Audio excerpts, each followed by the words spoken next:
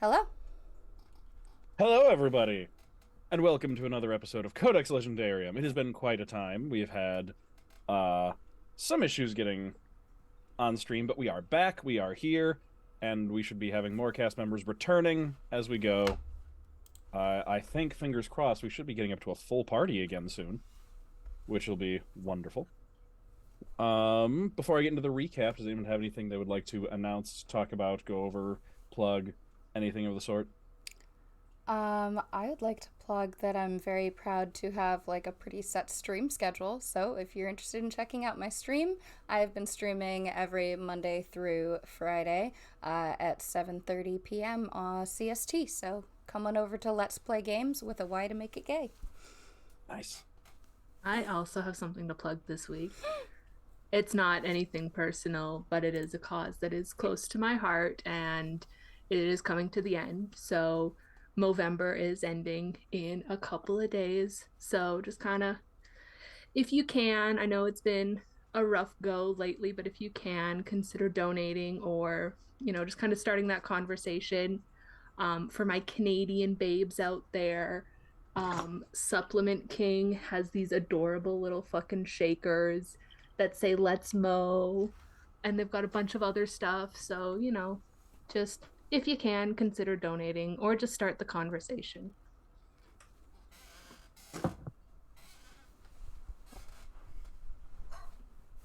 Ark, anything for you, or?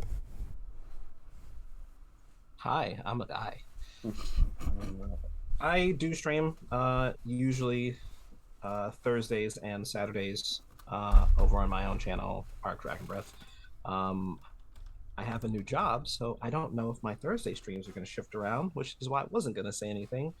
But if you follow us on social media, like you probably should, we're all really cool people, so you can do that, and you will know what I am doing. So, speaking of, I'm going to tweet out that we're live. Haha. Thank Ooh. you. I also did that. Oh, look, a notification. Oh, someone liked it. Thank you. Anyway, let's recap a little bit because it's been a while. It's been a while. So last we left off, uh, some things had happened. The trial of not Mont Blanc Montalban, but the trial of Sullivan Orncroft versus Dieter von Stark had happened. Uh, the trial it went very well for our good friend Sullivan. Uh, and to the point where basically Lord Mumbleton ended up getting implicated in the trial, and he was uh, pressured enough to the point where the hope was that he was going to basically throw Dieter under the bus to save his own skin or try to broker a deal. Instead, he summoned the horrible abomination, half crab, sort of reanimated body of decapitated Dieter into the courtroom and said, "Kill them all," which started a fight. Those thems were fighting words. The party leapt into action, and in front of the collected captains of uh, Titan's Grave, managed to defeat Dieter. Afterwards, um, when Dieter was defeated, Lord Mumbleton began laughing hysterically and said, "Welcome to Lord Mumbleton's Feast of the Sea," when a kaiju-sized crab emerged from the ocean and started laying waste to the city. And everybody panicked. The ships were destroyed. Most of the ships were destroyed except for the parties. The party was able to sail their way across the bay in their ship, bringing some of the navy along with them, and then made landfall and were able to successfully defeat the crab kaiju. It knocked out Victoria at the last second, which is what gave Yuliana the push she needed to Kamehameha the thing to death. With her, Which was the plan all along, yeah, with her radiant sunbolts. Only because my sister wanted me to gain my confidence. Exactly. And then Is there a shopping episode after that? I want to say there was a shopping episode after that. Am I making that up? We had a shopping episode. There We was did. some dates that were had. Oh, that's right. Yes. We had Someone the was a yes. spring bean. Yes, that's yes. There was some downtime afterwards. There was a discussion had with Marietta Veer about whether or not she'd be coming with and joining the party, and just kind of had some time to unwind after saving the city from a crab kaiju. But a few days have passed after this point. Just the everyone's had a chance to unwind, go on some dates, and we are now at the point as everyone is in the house, hanging out where they've been, and Montblanc has at this point Montblanc has taken some time and is going just like he was last time. He's hanging out with his mom. He's kind of reintegrating himself a little bit into Titan's Grave society, but also trying to change Titan's Grave society. And the time has come for the party to decide where they're going next. Montblanc has some things to wrap up. He basically has said that just let him know where you're all going. He's probably going to need longer to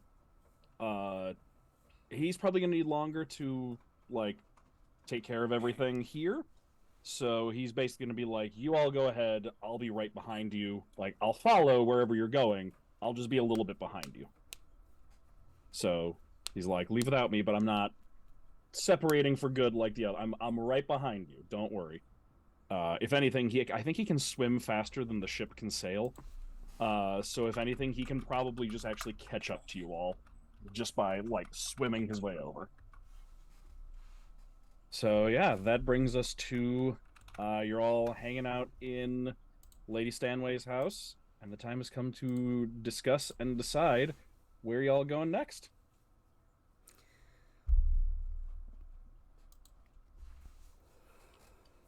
It's the middle of the day, sun is shining in through the window.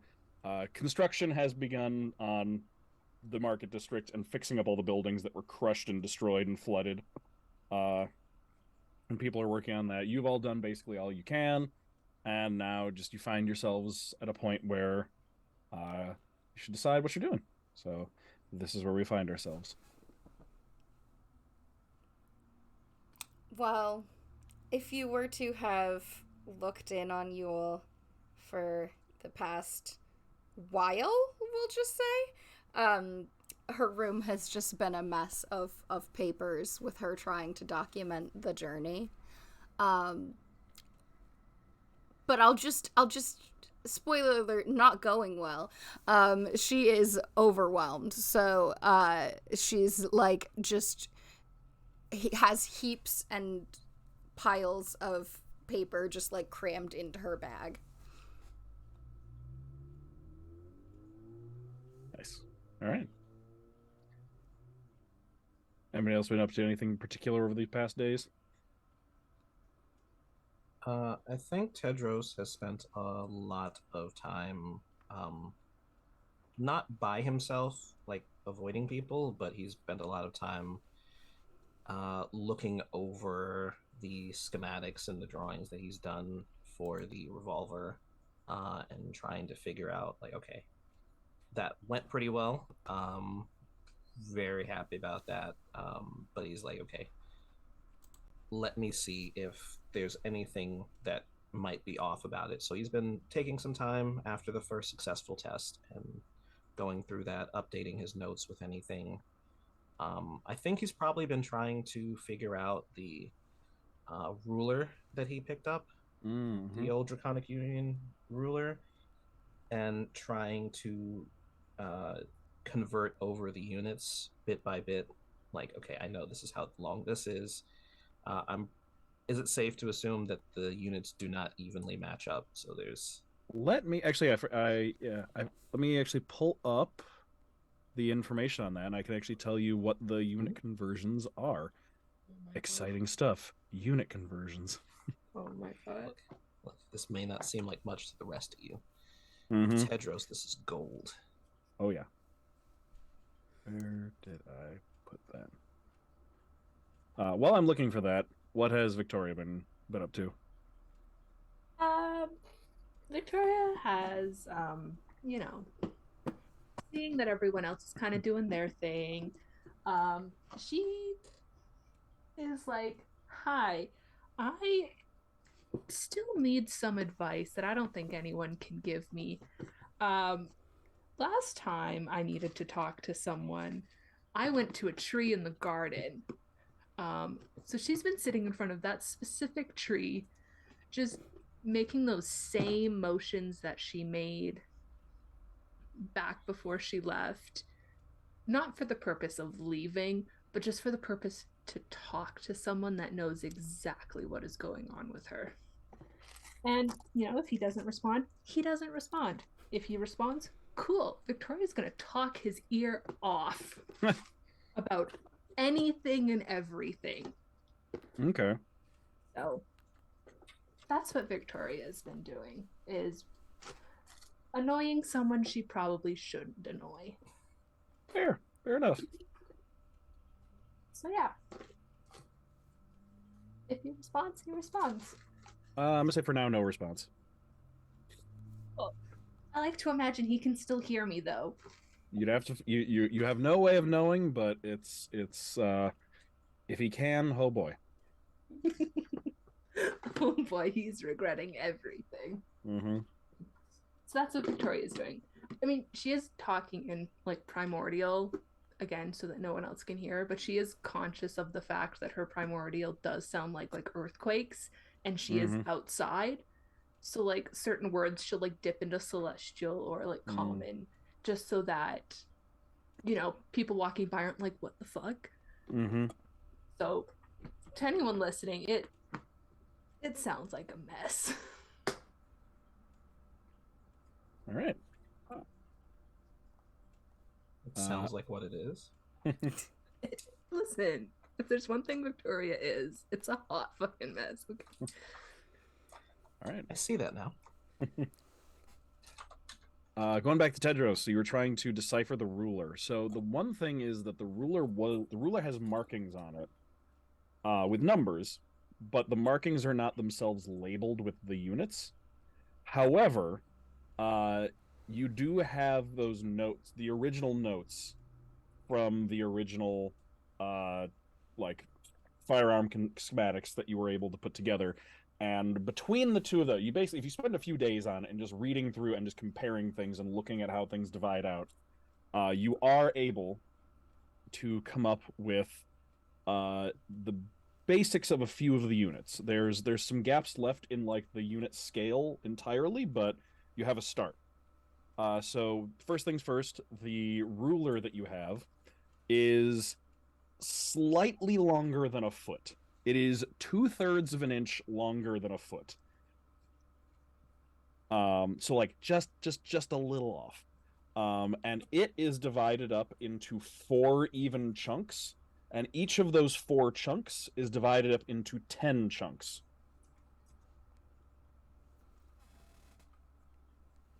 So, let's see. We've got what you're able to decipher is, from looking at these, is that and reading through the information, you're able to get you're able to get 2 units. You're able to get 2 units in their conversions. So the smallest markings on the ruler are, and I will put the spelling for these in Discord for you as I say them, just so you don't have to worry about that, though I think they're pretty phonetic. The first one is a Ventromar, which is the smallest one, the little itty-bitty ones. So the littlest ones are a Ventromar. And then the chunks of 4 across the ruler was known as a Citromar. And it is 10 Ventromars to a Citromar. Citromar. And then the ruler, it's like the length of the ruler itself doesn't seem to have its own unit. It seems that the ruler is just 4 Citramars long, which gives it about a foot. Because you realize like 1 Citramar is then like is about 3 inches. So like having one like a ruler that big is not really terribly helpful. You have, I believe I think you've gotten. I'm trying to remember if you've gotten other information. You've gotten the other 2 units you heard mentioned are a Kentramar and a Tromar. And I think, did you get the conversion from Kentramar to Tromar? I don't think so. Okay. I think you might, because I think you asked how long is a Kentramar, and they told you in terms of Right. yes, because it was like because you were told the Isle of Continentis is okay. 60 Kentramars Kentramars from off the coast of Bentural. Yeah. And then you asked how long is a Kentramar, and they said, well, a Kentramar is 1,000 Tromars. Got it. Okay. So you now have. So does Ventramar Ken and mean Citramar, 1,000? Kentramar, Tromar, like the base unit, basically the meter equivalent, which is not as long as a meter; it is a different length. But the meter equivalent is still kind of like an unknown middle ground for you. So does Ken mean 1,000? Seems like it. At least as a prefix in Draconic. I love learning these new linguistic things for a fictional language. And I love sharing them because I had to take the time to come up with them. But yeah, so you've got that. Basically, as soon as you find out how many Citramars are in a Tromar, you will be able to unit convert your way all the way up and find out what that distance is. We've had a question about the math in the chat. Would anyone like to explain what kind of gun math that Tedros is doing? Oh yeah, Tedros, would you like to explain that? Oh,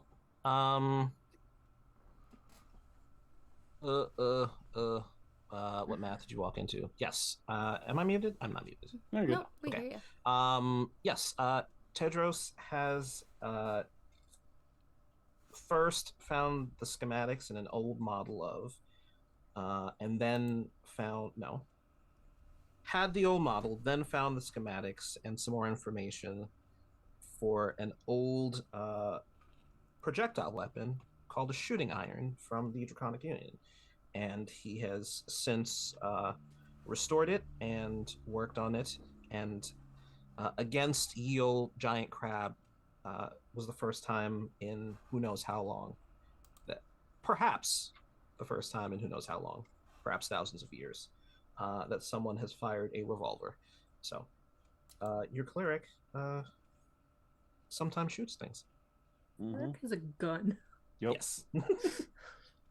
And the information, and they received information a while ago that the a specific island was a certain distance off the coast of some place. They have no idea where the place is. They have no frame of reference from the distance because it was given in units that don't exist anymore. And through the combination of this design and a actual ruler that they recovered from a ruin, he has been finally able to start getting some frame of reference for what these units actually mean. And yeah, actually getting these units now and looking at it, you're just like, oh, I built my shooting iron at like 98% size, scale to the original based on that like slight difference in units, but it's like it's close enough, but like it is slightly off from everything. So you're like, anytime in the future you get more designs, you have to go through this like long like unit conversion process to like do your conversions that you just like made sense to you at the time. And I very much think that that's probably what he spent most of this extra time doing. He's like, okay, I can't unbuild it now, and it does work, but I got to double check everything to make sure, because if even a slight one part of this is not the right size, then I'm going to pull a trigger and something I don't want to happen will happen. What the something is, I don't know yet, but I'm looking Probably it'll forward to explode. rewatching this section of the YouTube video to try and understand better because my brain flies out the window when math is involved. It's all good. Mine too. I admit it. I'm It's just terrible gone. at I have math. no idea what we're talking about. It is a-okay. Only Tedros needs to actually worry about it. I want to know how the guns work. So you pull the trigger. So you point it at somebody you don't like, and you pull the trigger, Can and then do. somebody you don't like isn't there anymore. That's how it works. You aim properly. If you don't aim properly, then they just don't like you even more. And if you don't hold on to it enough, it'll fly back and hit you in the face. What is it they say in Archer? Shoot first, think never. Pretty sure it's shoot first, think never. Yeah. Let's not base anything on the way that they do things like that. Oh my god. They should all be dead like 12 times over. Yeah, that is true. But movie, but show. All right, so that's what you've all spent a few days working on. That'll bring us into the present, where you've all kind of convened. We'll say in the upper library where you tend to have meetings. And you can all gather up and discuss your future plans at this point.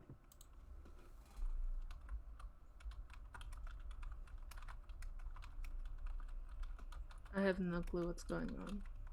I just kind of popped in, so I thought that we were going to be leaving Lady Stanway's just, because we've kind of overstayed our welcome. I mean, I'm sure she'd be fine with having us longer, but I'm sure we're also putting her out. Probably a little, yeah. I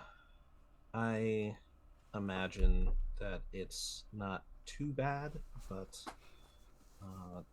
to be honest, I also kind of want to check on some things. Like what things? Well, I don't. Okay, so like, I can send messages to people, but I've kind of not been doing it because I don't know, like, privacy concerns. Like, I don't, it'd be weird to be like, I don't know, using the bathroom and then all of a sudden, hey, there's a guy in your head asking you questions. You can respond. Well, like, it's how not are you like you supposed see to them. know? Yeah. My point is, I don't know, even though I have the ability to send messages to people, I actually don't know what's going on in anywhere, actually. I don't know what's going on in Avelia. I don't know what's going on in Aor. And I would kind of like to make sure that we actually know what's going on. Princess left in a hurry, so I don't know if she succeeded or if she's still struggling in whatever she's working on. And the grave thing, I don't remember if she told us what it was. Grave thing? I think she just said her people. If I remember correctly, all you know is that her people in her nation are in a great amount of danger. Yeah. And I don't really know the specifics, so. Okay, I feel like this was left out when you gave me the brief of what had happened in my absence. Oh. Yeah. Just in case I go disappearing again and coming back. Context is very nice. Yes. Sorry. Well, a lot happened. And that's okay. I just feel like that's a major thing. Like, if you missed, like, oh, you went to this thing and you ate this kind of food, that's fine. But one of our team members, one of our, for lack of a better word, family, has major thing going on where her people are in danger. That does not seem like a minor thing to slip through the cracks. Well, she didn't exactly tell us, everybody. Hey, this is all going down with my people, and here are all of the details about that, and if you'd like to come with, here's where you go. It was Princess. She was brief. And it sounded worrisome, but I didn't want to force her to talk about anything she didn't want to. Yeah, it was, hey, by the way, Princess is not just a nickname, it's actually my title. By the way, I gotta go. Everything is falling apart. So. Is that kind of not the same type of thing that happened when we came to Titan's Grave? We didn't know a whole lot, really. I feel like we knew more, though. Like, we knew that Monty was Sullivan was Sullivan. We knew that he was actually Sullivan and that he had a grudge, rightly so, given everything we've seen so far. Well, from what I know, he went ahead and just told his entire story to Princess very early on, and she still kept a lot of what happened to her private. She's a very private person. We knew quite a lot more coming in to help, well, Sully, it's hard to, but I can do it, Sully. Sully was upfront. He was scared, but he was honest with us, and not that Princess lied at all. I mean, she literally told us she's a princess, but it's a lot harder to, get through to her. Sometimes I feel like I'm close, and then she pulls away again. I think there's a lot going on for her, so I didn't want to pry, but I think we should check in on her. Yeah, and then on top of that, there's whoever she's been looking for / running from. The monster guy. Yeah, I don't know what's going on with that either, but the man who Canro was working for, right? Yeah. Working with. Spinny thing man. Right. Yeah, that man. That bastard. I think we should check in. Yeah. I mean, I know it can be a little awkward, but hey, Princess has message in some form. She's sent messages to people, so it's not like she would be confused about what was happening to her. Yeah. I can do that. Just check in with her, but I still think we should head over there. Oh yeah, of course. I mean, I definitely would like to go see her and make sure that she's okay. Regardless, honestly, of what she might tell us if we did message her. Which is the other thing. I don't necessarily want to lie to her about what's going on. I don't even know if I have enough words to lie to her, honestly. Like, if I wanted to, like, these messages are pretty short, so. Yeah. Well, she definitely knows. I guess we should tell Victoria that she knows some of what happened. She was with us for quite a while. Like, through the break-in. Yeah.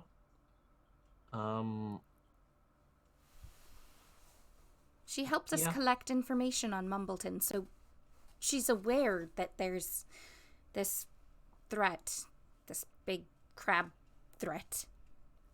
Well, I don't think she knew about the big crab threat, but... Was she not with us for the underground maze? Yeah, and when we went to Mumbleton's Manor, but... Yeah, big crab threat. I wasn't you sure. You know, Monty has a big, like... general crab Monty threat, has a big octopus like, threat, and then there's the Mumbleton had the crab threat. Right, but I thought you meant, like, when you said crab threat, I thought you meant literally the giant crab that threatened us. The giant crab that we fought. Yeah. Oh, yeah, no, that wasn't a threat. That was a promise. Yeah. That is the most accurate way to put that. And Victoria was there for that. She was there for that, yeah. I was, in fact, physically there for that one. Do we need to explain anything else? Because I realize we didn't talk. Yeah, when did you leave? What did you miss? You were going to help with the spring bean stuff and then Schlorp? Portal? It didn't make that noise, please. Don't. It didn't Schlorp? No. I always imagine it as a Schlorp. I wasn't close enough to hear the exact sound. You were there? I saw you The second time? fall into the tree, yeah. I think I've been there both times. You were there when she and Galena Schlorped before? It was not the Schlorp. It didn't make so much of a slurp, though. Not Sid, a Schlorp. it's like... What did it sound like? I thought it was more of like a... That's a Schlorping noise. That's more of a Slurp. It's a noise. A schlooping noise is very similar to a Schlorping noise. It's like circles and circles. Squares and Listen. rectangles. Listen, Common is not my first language, but I do know that it is not a Schlorp. Okay. How would It's you a define it? whoop. A whoop? Whoop. You got whooped? I got... No, I'm not. No. Whooped? I Whoop, got whoop, whoop. stolen. Portaled. Portal. Any of the... Portaled. Better Okay. word. I mean, that's a definition, but that's not necessarily the sound. Yeah, that's not... What There's is it? a portal doesn't make a portal sound. Like portal. I mean, when you say it like that, it could. Where would we find... Okay, so you're telling me that there's a world out there somewhere where things make the sounds of their names? I'm What, just like saying if an a animal portal. just made the sound of its name? Like turtle? I've never heard a turtle speak, so it could. Maybe. There's Do you think so we could much of teach this the world turtles that we to have. speak? That would be weird, though. I was once told seen a story of like 4 turtles that did learn to speak, and they fought crime. Really? Is that Where not did they the live? books you read? They lived in like sewers. Sewer turtles. Yeah. And did It they was. did they say turtle? No, they said words. Like Oh, common words. common words. Just swimming around down there with a bunch No, of they rats? Yeah, like with a rat. With rats? Just- Did the rat say rat? No, the rat taught the turtles to talk. The rat taught the turtles to talk? Yeah, right? Who told you this story? Is it one of the stories you got your name from? No, I didn't get my name from a story. I just woke up with my name. Wait, you didn't get to have an Aeorian naming ceremony? No. Then how did you know how the Aeorian naming ceremonies work? Because I've been to a few of them because they're fucking lit parties. Oh. That explains it, yeah. So Like, did Galena also have her name? yeah. That was like one of the only things we did have other than like our cards and our lives and, you know. Those are good things to have. And the knowledge that you're sisters, twins, Yes. except for, you know, Except for what? like how twins work. Twins can be different. Can they? Yeah. Have you never seen twins that are like not the same? No, in the valley, twins look exactly alike and they have to actually wear the same things and eat the same things. That sounds like a living hell. I don't know if you've Aye. noticed, but Galena and I are very different. Oh, I've noticed. There are a couple of twins back home, but I don't know. It's one of those things where, like, so I think a couple of them definitely do the like same person thing. They get a real kick out of it because it's like, okay, ha, I'm talking to you, and then I turn around and oh my god, where are you? They like doing stuff like that. But there are others who they look the same, and then that's it. Like that's the only thing that's the same. Like they dress completely differently. They very much want to be different people. Oh no, they can't do that in the valley. Why not? Because it's a sign that something went wrong. I'm sorry, what? Well, if a twin comes out and it's different than the other twin, then something obviously happened in the womb. And that's not okay, so they have to fix that. So what do they do to fix it? What do you mean they have to fix it? Well, they try really hard to pretend like nothing is different. I mean this in the nicest way possible, with like as little malice in my heart. The more you tell me, the more I do not want to go to the valley. I do want to go to the valley, but I feel like I have a list of people that I have to talk to about things, and it just gets longer every single time. Well, you could come talk to my papa about, like, gardening and farming. That would be a lovely time. I think I would love to talk to your father. Just having, like that one-on-one time with him. Yeah. Well, he's not my father, but, A father figure.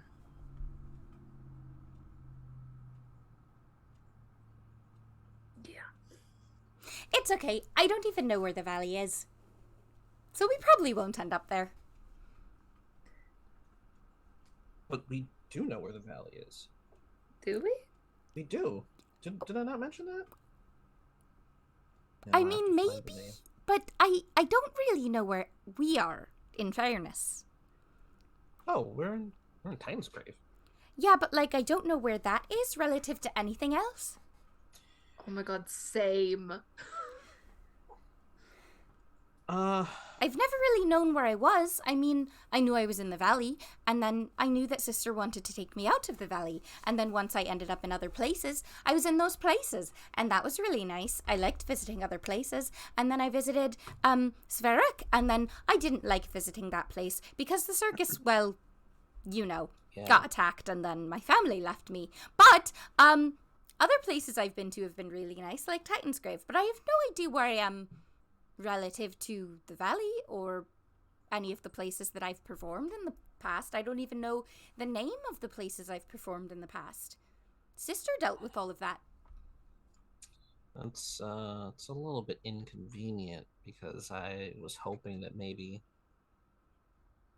eventually we could track them down. How would we do that? I have no idea because when I asked around, they're gone. What if we like baited them and were like, hey, we're having this big thing. It would be very nice if there was a circus here.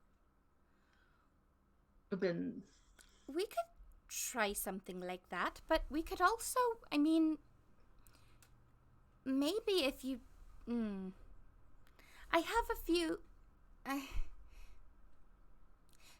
there's some places that I can remember the feeling of, and some places that I remember landmarks in. Maybe we could talk about some of the places, or once we travel, some things might seem familiar, and we might run into people who know them, so we could ask maybe where they might be now. Yeah. I mean, those are all options.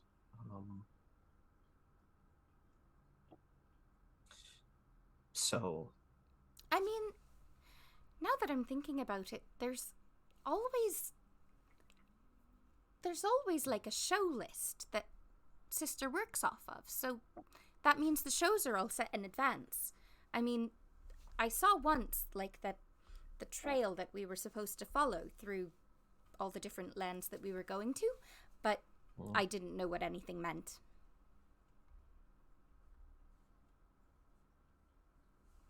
well, we can keep an eye out for that. Yeah, maybe people know where they'll be next. Yeah, we can ask around. But we're going to have to figure out some things though for the next time that we come across them, because I suspect Lady Shas is going to be with them, and I am at a loss for what to do about her. Yeah, she gives me the heebie-jeebies. She should give you the heebie-jeebies. those are not the great kind of GBs to have. Yeah, Victoria, I've never, ever seen Sister scared of someone. and she certainly isn't, particularly brave around her. No one was. They all looked terrified. So then we kill her. How do you do okay. that? And she literally walked through my most powerful spell like nothing was happening. We don't know anything about her besides that she has enough money to own the circus. The circus that I thought belonged to Sister. Oh, She's so definitely she's not just human. rich, not human. Like that, so many people fit that description that could be easily taken down. She's No, rich no. and powerful, and that's a scary combination. Rich and powerful. So is my uncle. But like, push Well, came maybe to she shove, knows I her could uncle. Maybe she does. Maybe when we go to Aor, we could ask him. Maybe. He knows lots of things and knows lots of weird little people. Well, she's not a little person. No, she's pretty tall, I think. She was like Sister's height, I think. I don't know how tall your sister is. Taller than us. She's Like taller than me? she's like, I'm really bad at scale. Like when you stood and like beside her, where did you come up to on her? Oh, I come up to like her hips. And do you think that you could stand on top of yourself and reach her head, or would she go taller than that?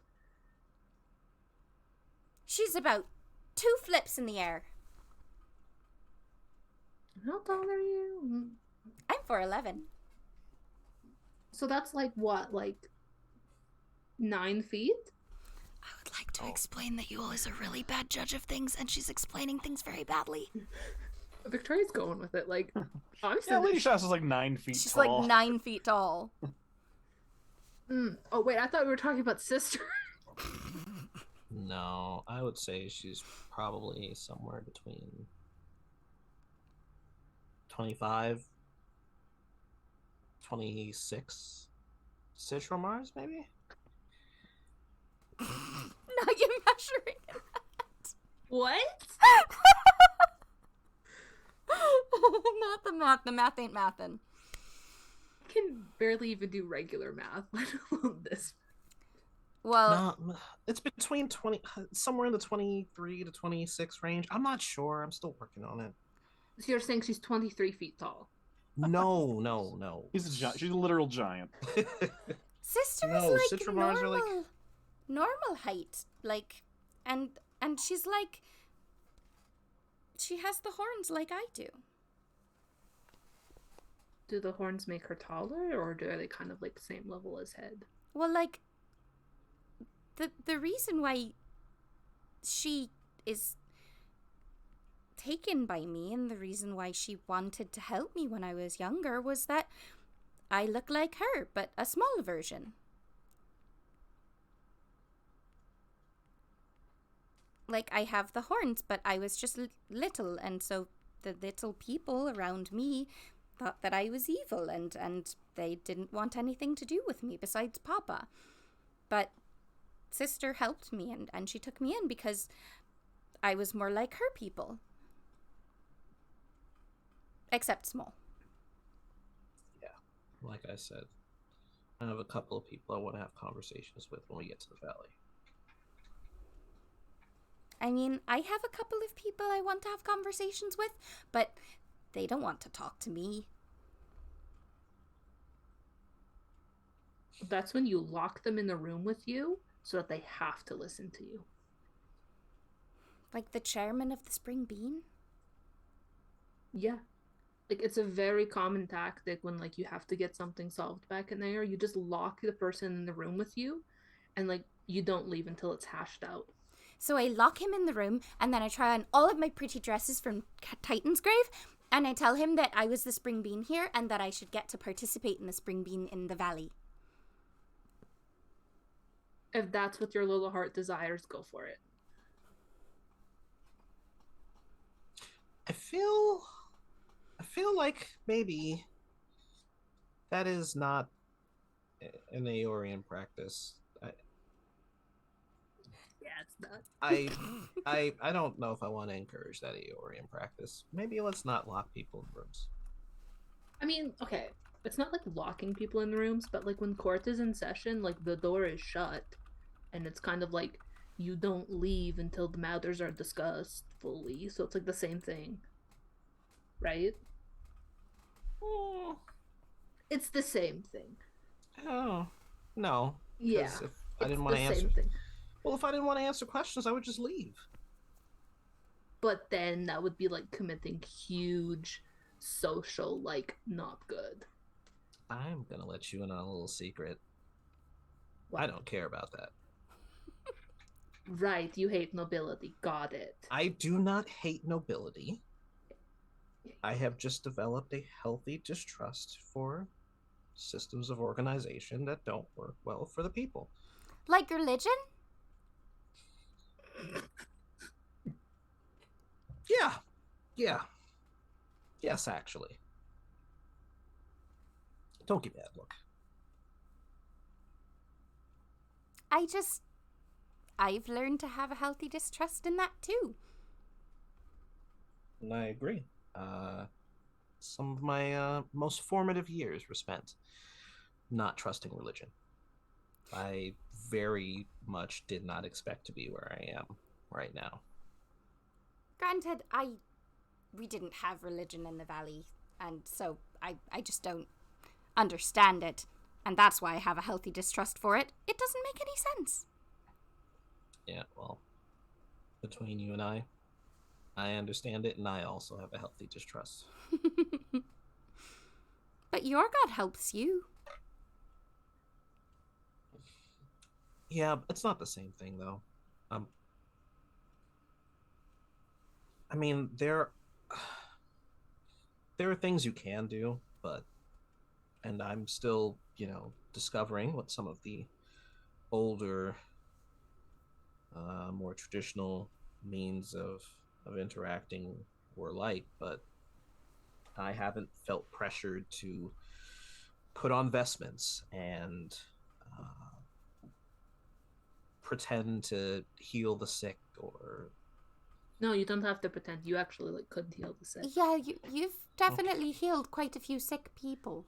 All right, you Like, know what remember I mean. back in Spheric when I got bit by that thing and I was like most definitely sick and you cured it? Yeah, but Like, remember when I drank a whole lot and then in the morning you made me feel better? Like, remember the countless times that people in this party have gone like unconscious during fights? Not me, but other people. yeah, lots of other people. Lots of them. Okay, wait a second. Okay, I have a legitimate reason to worry about you because I actually don't think that anyone else has gone unconscious in a combat situation besides you. Now that I'm thinking about it. The way that she said "not me" was like so pointed. Incorrect. Other people have gone unconscious. Host Sullivan. Has Sullivan? He's gone unconscious once before. I don't recall. When was this? When was this? Once. And you I know don't what recall. he was doing?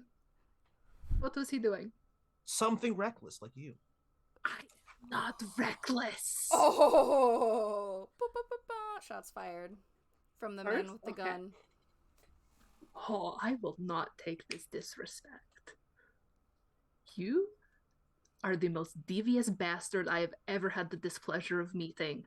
I'm devious. Yes. How am You I sit devious? in your room and you do your little schemings. That is devious behavior. Okay. You want to know what this? You want to know what's devious? You want to know what's devious? What is devious? And Tedros feels around. It's like, I'll find something. You don't have an example, so nothing that I have done recently is devious. But everything that you have done has been devious. Nothing I've done is devious. Yeah. What's devious? what he's doing. It's not dishonest. It's just scheming. That's not. Scheming? I'm doing research. Scheming? Research and scheming are two very different things. You sit in your room and you're like, Victoria? That is not. I have never made that sound. Victoria, do you not scheme? I don't scheme. No, I don't sit there going. You definitely scheme. I feel like she schemes. Name one example of me scheming. I feel like you scheme with Galena all the time. But Galena's not here, so I cannot, by that definition, scheme. That is not true at all. Scheming is both a group and a solo activity. Thank you very much. Okay, none of you have answered my question. Name one example. So, like, clearly I have not been scheming. No, clearly you're very good at scheming. At this point, you hear just a thump, thump, thump, thump, as Lady Stanway makes her way up the stairs and just starts coming into the room and going for one of the bookshelves. All of us are just like silent, like act natural. We've been like squatting in this woman's house. Don't mind me, I'm just coming to get a book. You're not interrupting anything. I mean, this is your house anyway, but mostly we're making plans to get out of your hair sooner rather than later. Oh, what have you decided? Well, have we decided? I think we're gonna go to Avelia. Yeah. I know very little about Avelia. Besides that Princess is from there. Well, aside from that, yes. Do you know which direction it is? I think I have a map with it on there somewhere around here. That would be very helpful if we could copy it. I think I could probably lend it to you. Are you sure? Oh, what? I don't get out much anyway. I'm certainly not going to get up to much need for a map in my advanced years. It would be much more useful in your hands. You are so sweet. Thank you, Lady Stanway. And if you happen to find any foreign books in this strange, far-off land that you want to send back to me, I certainly would not say no. I think that is something we can arrange, yeah. I actually, and then Yule's gonna, like, pull a couple of papers, like, out of her bag and be like, I was trying to write you a book, and I'm still gonna keep trying, but we have to go now. Can I send it back to you when it's done? Of course you can, my dear. I would love to read it. I wanted to tell you all about our adventures and the dangerous things we've encountered. I know you like your adventurous books. I do enjoy my adventures. Thank you for all of your help, Lady Stanway. Happy to. And thank you for your help. And she's gonna come in for a hug. Oh, come here, yes. She leans down first. She doesn't lean down very far. Yule is like just under 5 feet tall, and Lady Stanway is pretty hunched, so. Awesome. She gets a little grandma hug and then scoots away. Well, is there anything you need before you set off for Revelia? Are we good on food? She's kind of directing that at Tedros and Victoria. Fuck, I haven't been on the boat in ages, man. I don't know. I think that based on your recent activities, if you were to go down to the docks and whisper that you're in need of food for a journey, your ship's pantries would be full before you had a chance to blink. Really? You think so? Probably, yeah, but... Child, you saved the city from a massive monster. I think many, especially given the district you saved, was the marketplace. I think that there are many merchants there who are eager to show you their appreciation. Thank you. That's a good idea. Yeah. We can make those arrangements, yeah. All right. Well, let me know if you need anything else. I'll just be here reading my books. Is there anything else we can do for you? You've done plenty.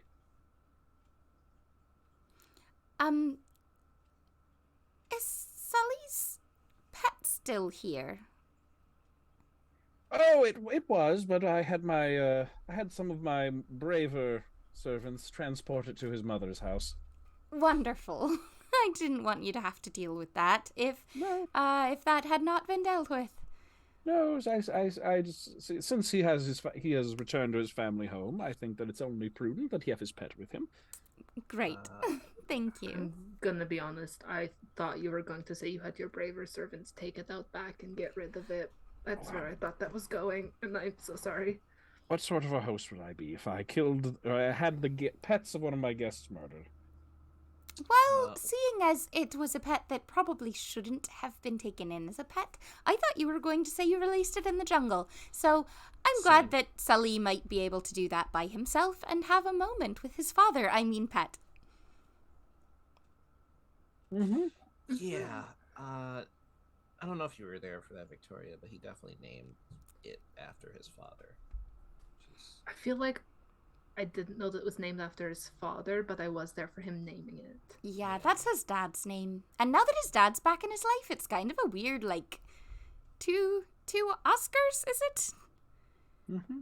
I thought his dad's name was Winston. No, it's Oscar. I don't have a dad. You don't have a dad? I don't have a dad. I mean, I have Papa, but it's different. I have my uncle. And I think that's like the same thing. But like, I don't have a dad to name things after. You could name things after Uncle Liam. Yes, but that would be such a long name. What's the full name? I will let him introduce himself. Okay. It's a very long name. Well, I've got everything from my room. Yeah. All heading out now? I mean, I guess now's as good a time as any. Well, if that's the case, I won't let you carry your own things out or walk your way over down the bridge. But I'll have some people bring your things down under my boat, and I'll give you one last ride down to the harbor. Would you be able to do me a favor? Of course. Could you send someone over to the Veers household? I think that can be arranged, yes.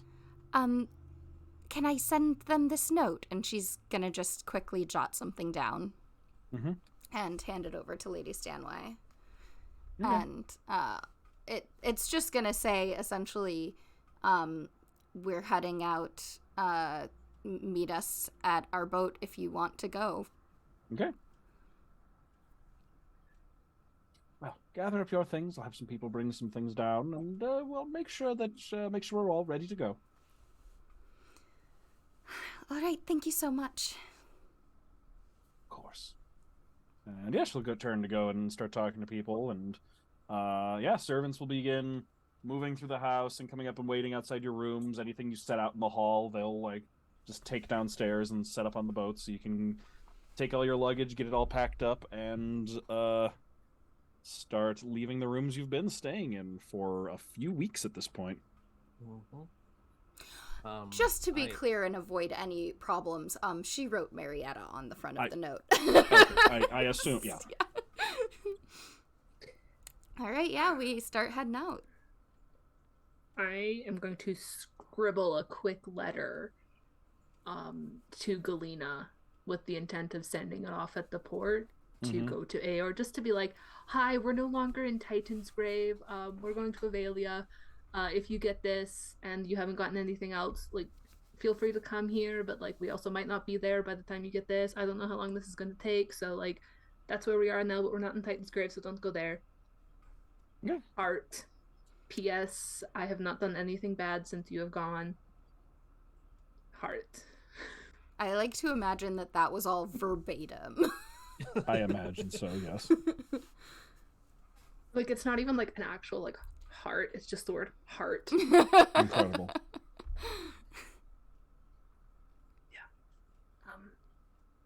how long does the boat ride from Lady Stanway's house to the port take? I think we said like less than an hour. Okay, cool. Cool. Then I will wait till we're at the port. Okay. All right. So y'all pack your stuff up and get on the boat. Yep. All right. One more time, you get onto Lady Stanway's like town boat. It's her equivalent of a carriage. It's this nice small, like big for a gondola, small for a ship, boat that goes along her watery driveway, out her gates, down the canals, over to one of the locks that lowers it down to the water level, and then across into the market district. And you can see there was some time where you were gathering things up and putting stuff together. And you can see that as you start making your way into the market district and towards the harbor, it seems that word of your departure got out somehow. Wonder how that happened. And like people are like, just people in general are like getting out into the streets and like watching as you go by and like waving and cheering, and like as the gondola like happens, it seems like it takes the long way through the market district to get to the harbor, and just like people are standing on bridges, leaning out windows, just like applauding and clapping and waving and just like cheering out thanks of just so many different types that they just kind of layer on top of each other and you can't really hear what anyone's saying. And then when you make your way out to the harbor, you can see that there is just a crowd waiting for you, standing pretty much near your ship already, awaiting your arrival as you kind of pull up in that direction. The servants just like already go to grab your stuff and hoist it out. And a naval ship has docked in the harbor as well, and you can see that so just a few members of the Navy are making their way off the ship, and then also from the direction that you all came from, but having taken the shorter route, you can see Monty standing with his mom on their own like family gondola that looks like it's like the paint needs to be actually the paint may be like freshly redone and like recently not I suppose it would have been reupholstered technically, but like recently gussied up to make it look nice again. Yeah, and then Captain Eastburn is one of the naval officers that gets off the ship that came in and is waiting for you as you arrive up to your ship and just says, well, I'm glad to see you you all didn't try to sneak out without letting us express our appreciation one more time. Well, even if we had tried, I don't think that you all would have let us. And just feel a small pat on the back of your shoulder from Lady Stanley. Well, once again, we thank you greatly for all you did, all your help. We cannot thank you enough for saving our city. I feel like multiple times over. You will always be welcome in Titan's Grave. A dock will be left open for you to make sure that you always have a place to park. Thank you. We appreciate it. Just, make sure to keep that same energy for the common people. Yeah. I'll do my best. I've not forgotten what you said. And I understand you're going to be going on a journey, so you're going to be needing some supplies, and like just merchants just start clamoring, and like you can see like there's like the merchants that are like well dressed and like in charge, but then they have like their like teamsters that are there, and they're like holding up crates like with their logo stamped on it, and they're like me, us, me. Like he's like, I think you've got the pick of the litter here, so name your supplies, and I think you're gonna have them. I think these I think they're just excited to have their goods be on your ship. Ooh. Are we Uh, influencers? I Certainly think they made an want to influence. sponsor us. Do we have Kinda. to like disclose that we're being paid? Hashtag ad.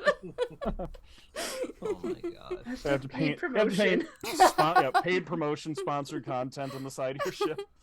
Oh my gosh. It's Uh, gonna It's look like like a NASCAR. I was gonna say it's like a NASCAR Yeah.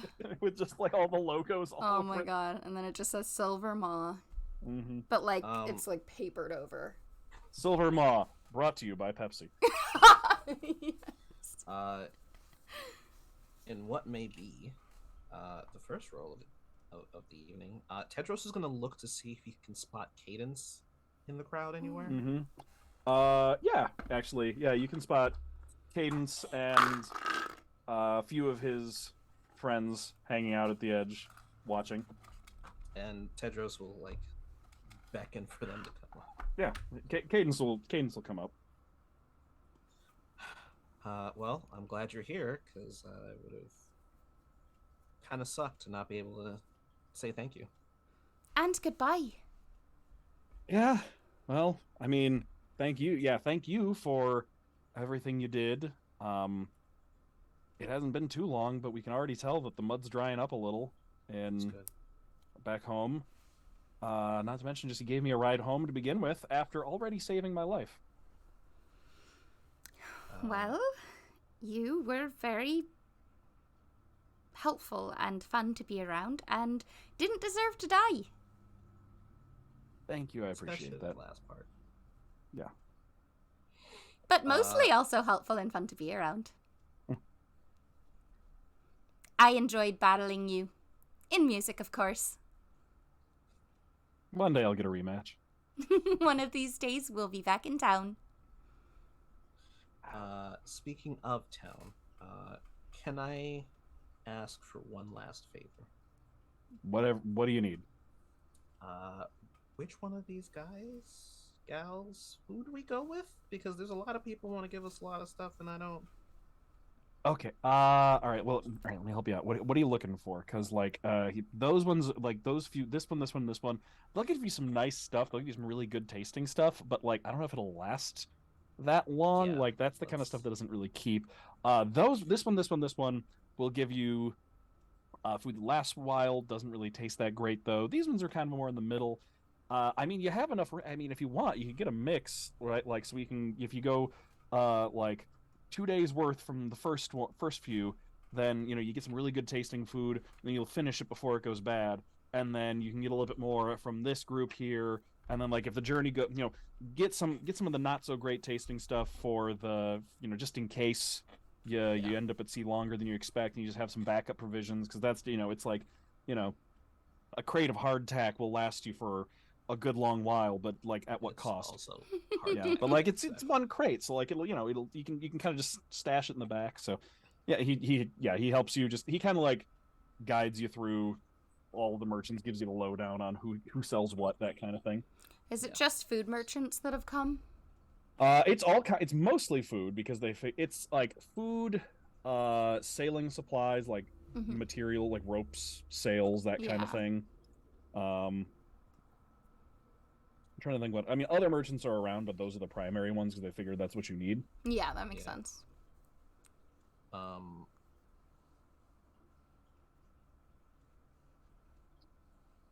Is anybody offering like a ballista? Like a whole ass ballista. Like a whole ass ballista? Well, I was curious if it was like just food people just because they wanted like their supplies to be on our ship. Like people we're gonna eat those supplies, but like we could use some guns forever. I mean, not guns, Well, they don't have those. yeah, I was gonna say, only Swords Tedros or has a whatever. I don't even use a sword, but you know what I mean. Right. We're not gonna mass manufacture those. No. Yeah. And we shouldn't. Yeah. I mean, there's all sorts of merchants. Like, if there's anything specific you want, you can kind of just like Yeah. peruse the crowd. Like, they're literally holding up their wares, so you can kind of just look around. Just like if you're looking for something specific, let me know. As for ballista, no merchants are handing those out, but like you can see that the naval ship over there has one. So like you could probably ask.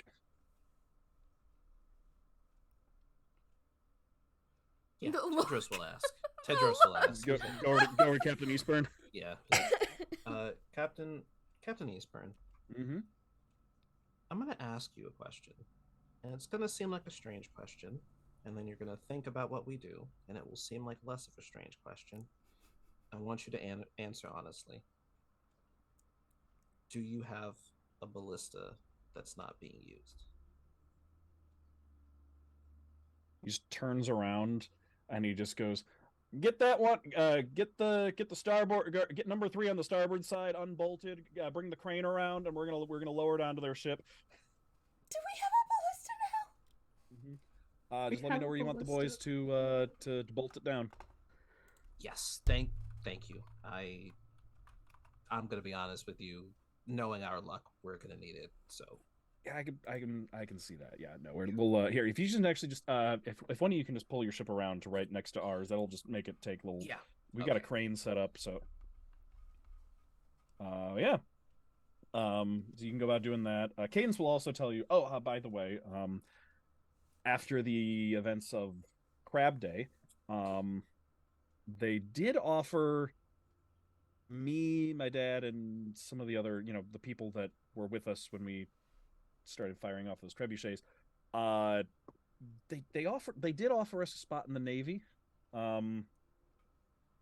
just because like we did a good job, I guess. To offer some representation, but that just kind of like joining the Navy. I don't know if that didn't seem like it would necessarily help, but we're still talking. We're trying to find a good solution for people of Dwindale to get kind of our own representation through that sort of, our own armed representation, but not just joining straight up into the Navy. So you could have your own like separate division of a Navy. Yeah, that's what we're trying to figure out, or something. So we're talking about it, but just wanted to let you know. Well, I'm sure there are plenty of openings. Given all that happened, I don't know quite how deeply the skin carver rot got in there, but yeah, true. Let's just say, I think that people who are used to being responsible for everything would probably be a little bit better equipped to handle being responsible for where they live. So I think it's a great opportunity, but I also think that you all are right to make sure that further to the front. Yeah, I was about to ask where you want it on the ship. Yeah, I think oh shit. We have how difficult does Tedros think it would be to like shift like the benches and stuff afterward? Because I think the benches are like up in the front. Here, let me just repost them. I was just pulling it up so I could repost the picture for you so you can take a look.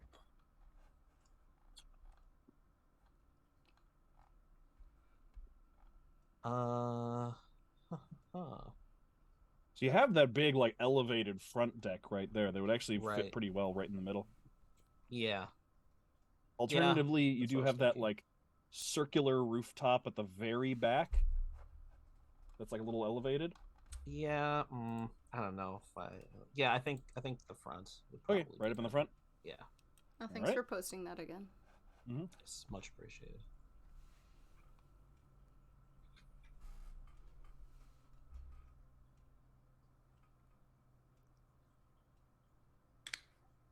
All right. Yeah, they will. Yeah, they'll like crane it over, lower it down, and then just start like bolting it into the deck so that it doesn't like fall off in heavy waves. All right, but yeah, sorry about that. So, all good. I think you're right to make sure that they do it on more equitable terms. That's the goal. We've talked to them, and they said they're open to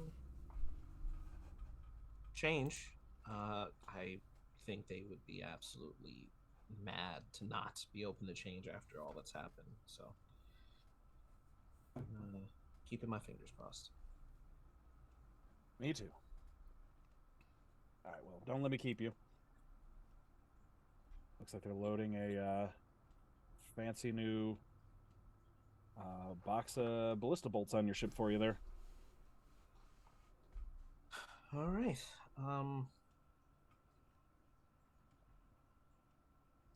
I would like to talk to Captain Eastburn. Okay. Yeah, he's over there overseeing the installation. Is he like okay? This is purely based off of me. Is like the Navy kind of like the government or the governing body of Titan's Grave, or like close to it? Not entire. There is a little overlap, but no, there is a general like loose council of nobility that kind of does the governing, and then the Navy is also just like very involved. Okay. And usually, is Captain Eastburn like the head of the Navy? he's not the head. He's been sort of acting in a leadership role alongside Captain Rainway, the oldest captain. It was Dieter was the head, but now they kind of don't have a leader. They haven't really picked a new one yet. He's just kind of been like doing the one stuff. we've talked to of the head. Okay, cool. I would like to go up to him and just like tap him on the shoulder. Yes. Hi, it's me again. Don't know if you remember me. Of course I do. I feel like you do. That was a stupid question. Can I ask you a favor? Of course. And she'll pull the letter out of her bag and just be like, can you entrust one of your trusted bodies to deliver this to Aor? Absolutely, I can. Yes. Okay. And you know, this show that you've put on for us, it is appreciated. However, I would like to do a non-flashy show of my own. She'll like present her hand to him for a handshake and just be like, you have the House of the 5-Star Chalice behind you. If you ever need anything, you reach out, okay? Thank you. And he reaches a hand out and shakes yours. Okay. You know, like I'm not promising all of Aor, but like could have a worm in the Empress's ear if need be. Maybe. So, like, I appreciate that. thank you. Thanks for the ballista. That's very nice of you. The least I could do. How do we work it? Oh, right. Okay. So it's do you know how to fire a crossbow? That's a great question. Do I know how to fire a crossbow. I? See, like, not necessarily, but I've always picked up weapons very easily, so like I feel like I could. Okay. If need be. So it's basically a giant crossbow.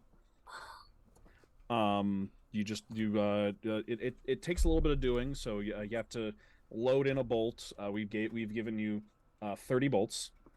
Someone wants to mark that down. I've given you 30 bolts. You load in the bolt. Then you have to crank back the winch in order to get the cable back. And then you gotta aim it in place, and then you gotta fire it. It's a pretty long range weapon, does a good amount of damage. Yeah, that's basically it. Is it something that takes like a lot of strength to do? Not necessarily, no. Okay. Forgive me. The House of the 5-Star Chalice is not like involved in the Navy at all, so I don't know anything about boats. But thank you. Truly. From the bottom of my heart. Thank you. Yeah, of course. Okay.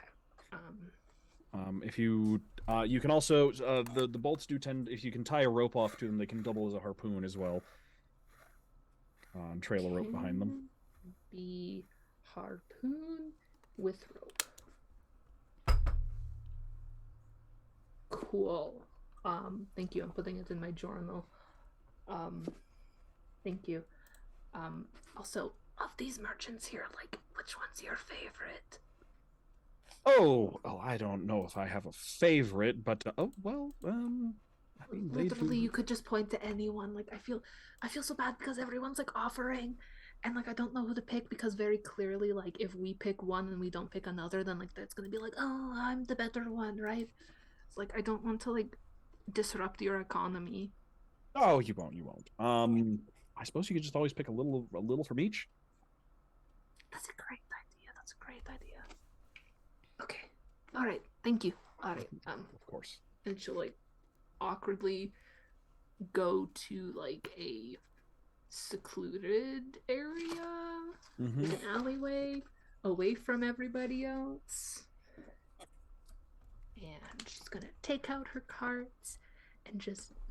I imagine we're probably leaving in the next 30 minutes, or she will time this for when they're leaving in the next 30 minutes. Sure. Okay. And she's going to cast Augury as one Okay. of her like daily spells. And just the question is going to Avelia a good idea for us?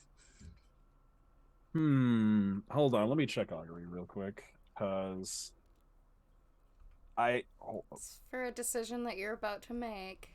In the next 30 minutes. I need to see. Okay, is it the decision or is it the like outcome that needs to be within 30 minutes? Is the thing. Oh. Okay. I think it's supposed to help you make the decision. Receive an omen from an otherworldly enemy about the results of a specific course of action that you plan to take within the next 30 minutes.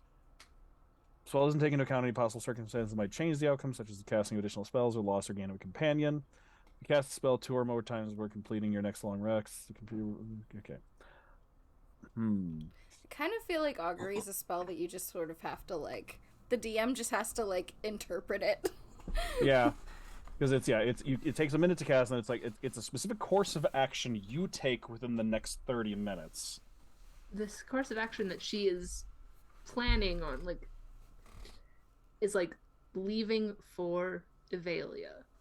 Right. I think the thing is, it's like leaving what Augury can do is like the act of leaving and going in that direction is kind of like what it can do. There's just like so much involved in going to Avelia that I think just like arriving in Avelia would have to like, it's such a big nebulous thing that they can't like, the spell can't necessarily narrow it down to one specific thing, but the first step of leaving, is that the good idea?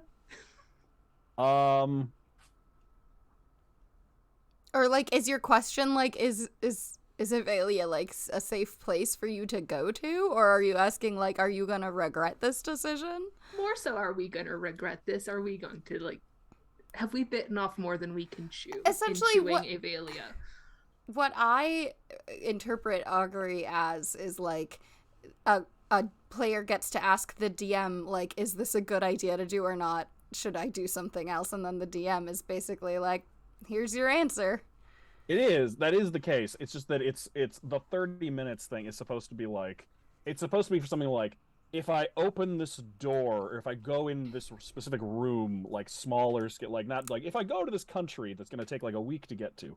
Mm-hmm. Because I think there is a higher level spell that does. I think it's like Commune is a 5th level spell.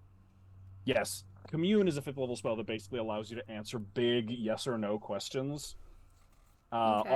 Augury is a 2nd level spell. Augury doesn't have the amount of juice necessary to answer a question that big.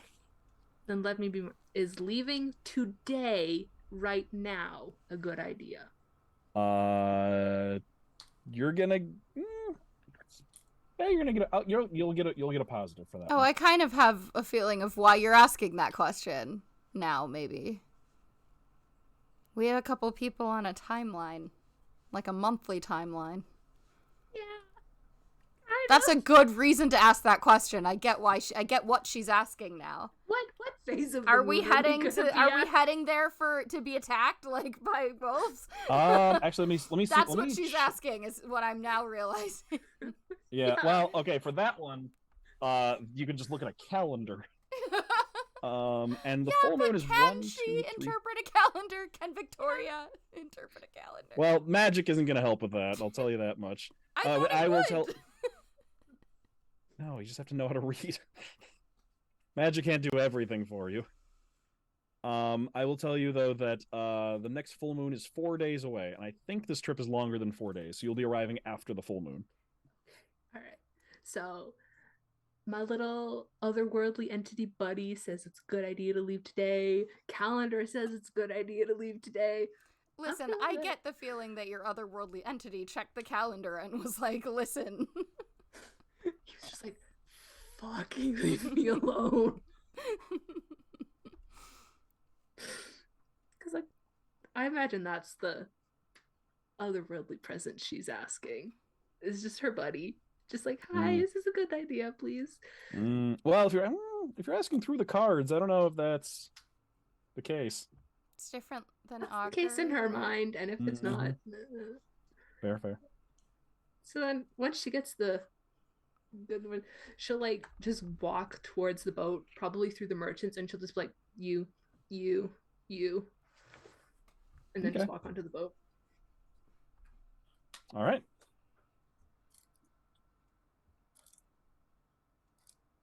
Then, all right. Is there anything else y'all need to do before you go? The ballista has been successfully mounted on the ship, and Is there a young woman that we know who might be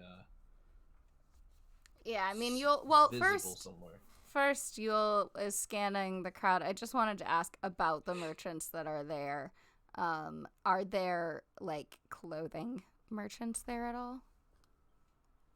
more like textiles, I would Yeah, say, like not necessarily full on, not full on clothing merchants. Okay. Textiles. What would that look like then? Just like raw fabric, basically. Fabrics. Oh, yeah. Fabrics. Mm-hmm. Yule could work with fabrics. Can she peruse some fabrics? Yeah. Okay. How do I go about that? I mean, you basically just like there are a variety of just like bolts of fabric of a variety of patterns and colors and textures and thicknesses and materials. Just like kind of just like set up in like wagons, basically. So you can kind of just like pulling, like looking at just like rolls of cloth. Okay, can I say that she gets some of them and then like make a list of it later of like what types of fabrics? That absolutely works. Cool. She grabs fabrics. Okay. All right. Yeah, you can just get an assortment of nice fabric. An assortment of nice fabrics. That's what I'm putting in. And then she'll go back up to the ship and just be scanning the crowd, trying to, make sure she's keeping an eye out if Marietta wants to come join them. All right. Anybody else doing anything while you're getting ready to leave? No, I think Tedros is probably just directing people where to put things when they bring it on the ship, mostly. And, okay. I would like to make sure that my cat is not in the way of anybody. All right. Yeah, you can make sure of that. But yeah, eventually you've got everything's loaded on the ship. Everything's ready to go. Your ship's like the end of a dock, and it is ready to set sail. Yule is just standing, like, I guess on the deck of the ship. Still waiting, still hoping.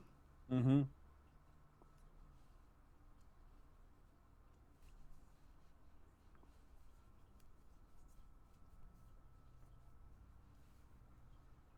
Hey, you okay, you? Yeah. I just wanted to make sure we didn't leave if Marietta wanted to come, but maybe we didn't give enough notice.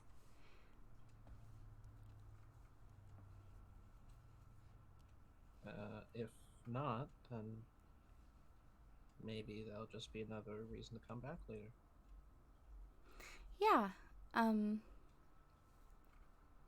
thought that she'd really enjoy coming with us, learning more about magic, and I thought it would definitely be nice to have her around, but she's gonna do what's right for her. Maybe she's just late. I could check. How exactly? I could send her a message and let her know that we're planning to head out in the next couple minutes. And Yeah, could you do that? yeah, I'll do that. And the message will be, this is Tedros, you can respond.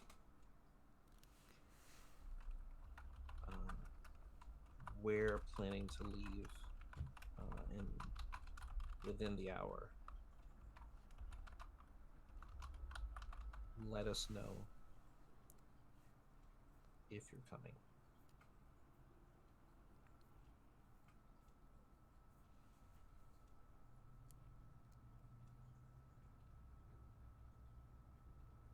Okay. The first sound you get is basically like eep, that comes through. And then not exactly there. You can tell she doesn't fully understand how the spell works or anything.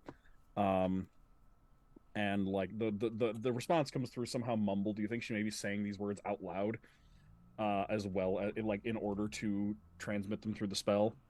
And is going to say, I think it would be best if you started sailing.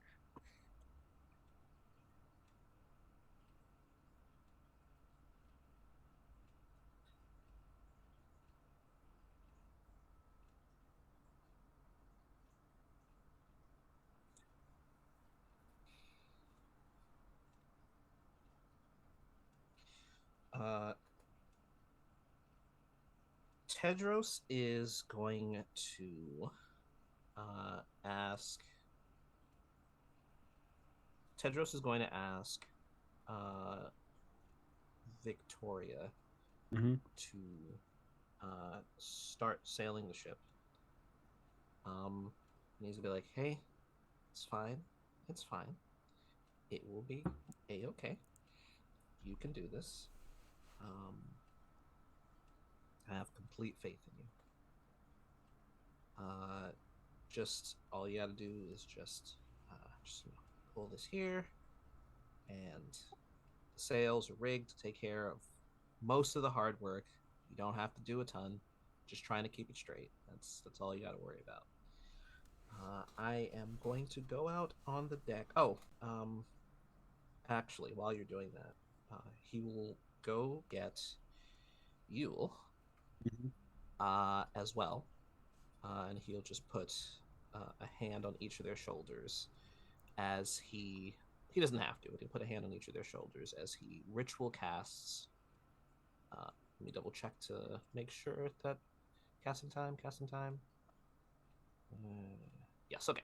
So while they're doing the last of the preparation, Tedros will ritual cast Water Walk. Mm-hmm. Just in case. I feel like that's a very, very important backup plan. Just in case. Which will last for the next hour.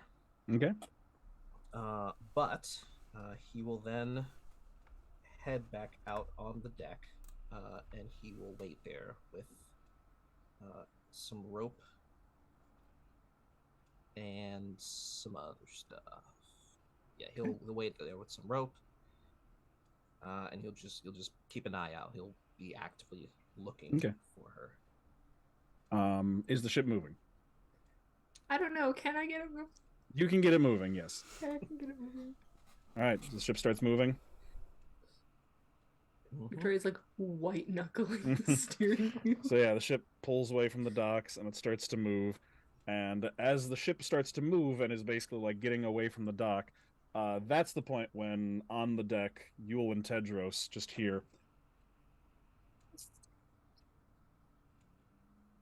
And you see Marietta just like elbow her way past a good number of people in the crowd with a suitcase held in both hands over her head as she starts sprinting, and you can just see her mother, who she just like broke out of the grip of, just like behind her, just like getting up off the floor, just like Marietta, and she's just like just keeps running as she gets to the edge. Exactly what I expected. Overhand hucks the suitcase onto the ship, so it just bang, clatter, clatter, clatter, like pops open, and just like clothes just go flying all over the deck. And then she gets to the end, just white, like wide-eyed, gets to the very edge of the deck, and then just like leaps off, like through the air off the deck, just like ah. Wait, as she's jumping, like Yule noticing all of this happening, you said that you have rope, Tedros? Yeah. Did you tie it to the Yes, to the deck? he's already tied it. Okay, so he caught the message. Yule is gonna jump and catch hold of the rope with her hair, and then catch onto Marietta with her hands.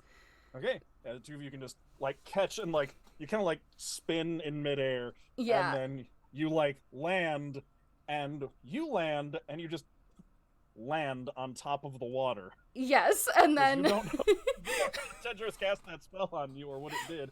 So you just land on top of the water, and like there's waves, like you're like doing this, like on the as like the ground underneath you is moving, but you're like holding onto her, and her hair dangling.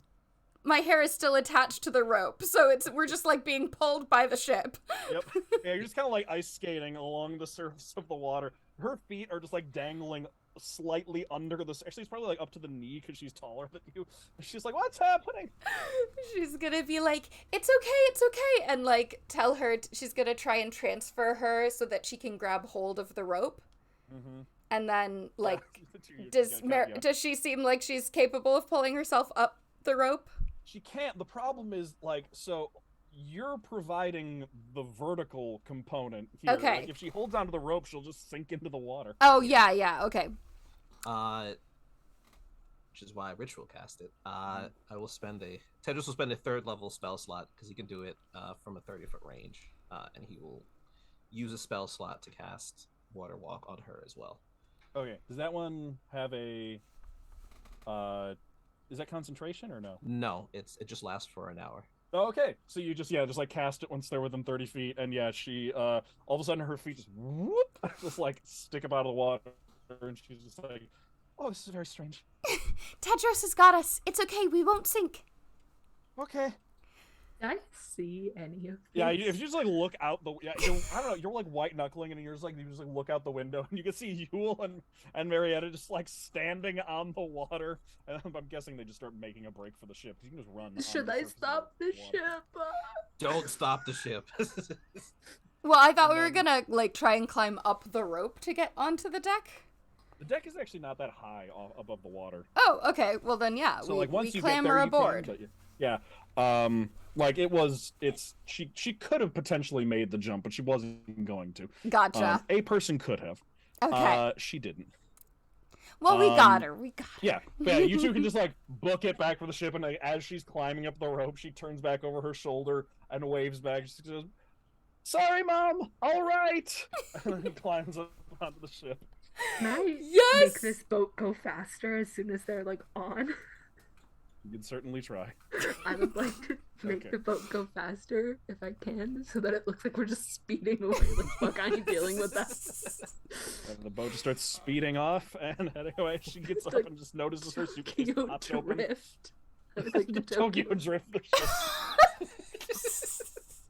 She notices that her suitcase is like popped open, and then she's like, "Ah!" And then she like gets like, gathering up all of her clothes and stuff, and just like shoving them back in the suitcase. Like the wind starts catching some of them, and she like is like leaping up there trying to catch them. Tedros will help her with. I'm impressed that she was able to throw her suitcase aboard. So, Mm-hmm. yeah, Yule helps her gather her stuff too.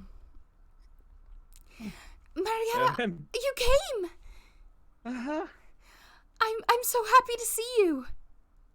This is the scariest thing I've ever done. This is the most exciting thing you've ever done. That too. I'm so glad. We can get all your stuff together and find you. Is there a spare room? Hey, yeah, there's probably a spare room. Okay, yeah. Here, If not, she can share your room.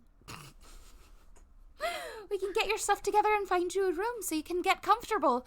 Welcome aboard the ship. Thank you. That was already a lot. This is a very nice ship. Okay. All right. Yeah. All right, we're doing this. We are doing this. I We was are. scared that you wouldn't come, but it turns out that you were just fighting your mom. I didn't want to give her a chance to come on board and make me try and leave. That's I caught on. admirable. I'm proud. Thank you. She's not, but that's okay. Well, I can show you this way to your room. He was gonna just go find one of the empty ones. Mm-hmm. Yeah. Oh, this is very nice. Yes, we found the ship in a bottle on a fireplace. And, I stole it from a hag. Oh, okay. Well, I mean, I don't know whose it was before, but it wasn't doing anyone any good on a hag's fireplace. This was in a fireplace? Well, it was in a bottle on top of a fireplace. How big was the bottle in the fireplace? About this big. Oh, I'm confused. Well, when I smashed it, the ship became huge, like, well, this size. Okay. All right.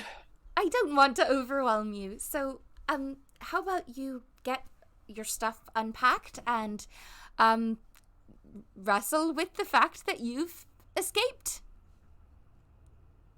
It's gonna be hard sometimes to be out of the home that once kept you prisoner. I would know a little bit about that, but trust me, it's freeing.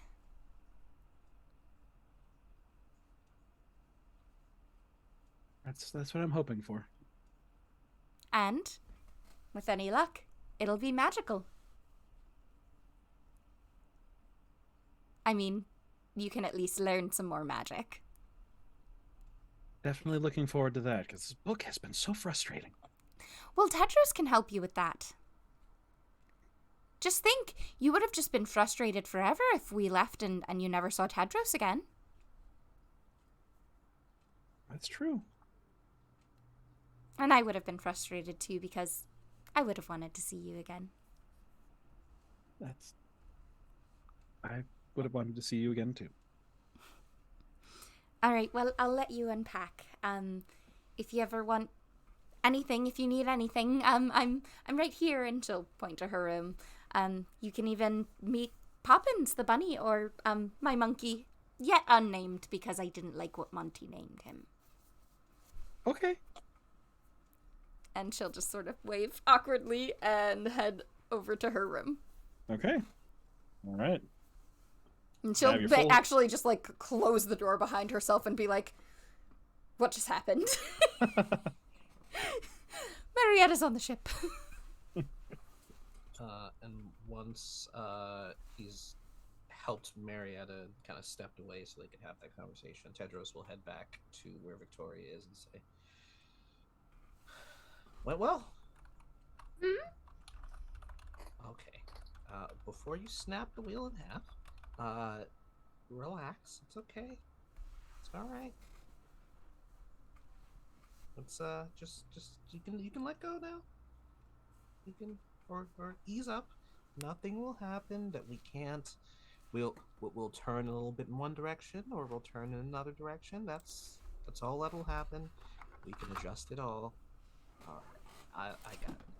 And Tedros will take over as best as he can with what he remembers from what Monty showed him. Mm-hmm. Yeah, not enough to do anything super fancy, but you can definitely manage. All right. And I believe you all have a map on board. I would have grabbed it. Yeah. Lady sent me, so I got it. Yep. Open.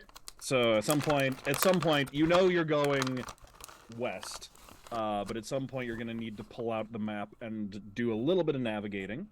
And you actually find that the navigating that you need to do is pretty, not really that difficult, because it's pretty much, you're going to be just kind of following through a pretty narrow strait, narrow by ocean standards, but narrow strait for a pretty long while. That's going to pretty much spit you out right at the southern coast of Avelia. So you're going to be looping around Titan's Grave. You're going to be skirting along the very northern edge of Aor. Like the northernmost northern edge. Under the between Aor and the northern nation of Phantoma, passing just over the other nation of Ardvale, and then you'll pretty much be at Avelia. Which, given the distances and everything, just did some calculations, and it will take you about 12 days of sailing to get there. Then the part of Aor that we're passing, that's like complete other side of the country from where Victoria is, right? Yeah, Like, yeah, it's like the northernmost northern bit here. I will put together like I'll take a little shot of the map and I'll like put your route on there so you can see it. Thank you. Thank you. Mm-hmm. Victoria's gonna hang out with Tedros in the thing, and just gonna let it be quiet for like a minute or two, and then she's just gonna be like, sorry I called you a devious bastard. I didn't mean it, but I kind of did, but I didn't.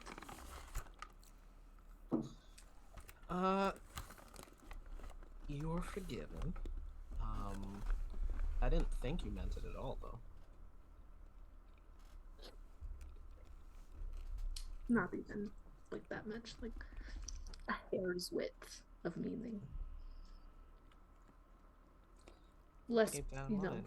less bastard and more displeasure I was feeling at the moment. That's fair. Was it just the insinuation, or is there something else you were upset about?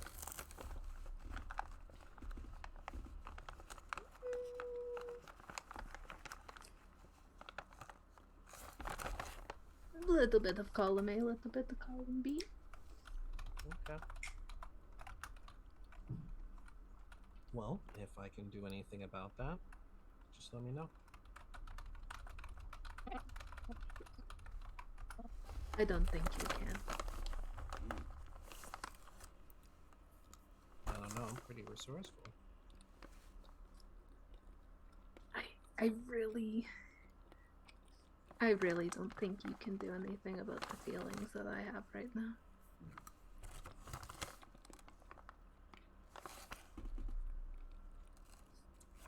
That is something that magic is a little bit less equipped to handle, but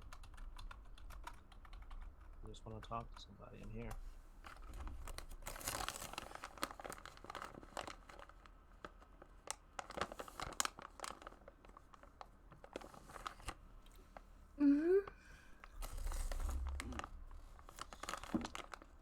All right. Well,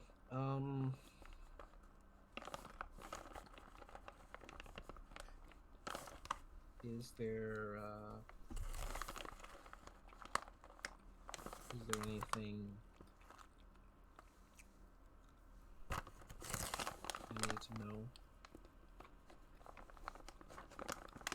Passing over the top of Aor, I guess.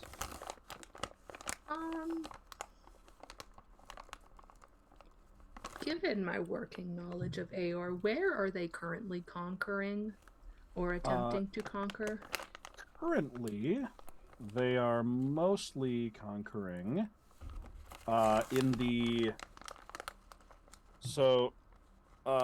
mostly in the direction of Aldereth, which is the most eastern side of Aor. So they haven't really turned their sights northward yet for their northern neighbor Ardvale. But it's, it's eventually probably, based on your understanding so far, maybe on the list, but like they're gonna finish Aldereth first.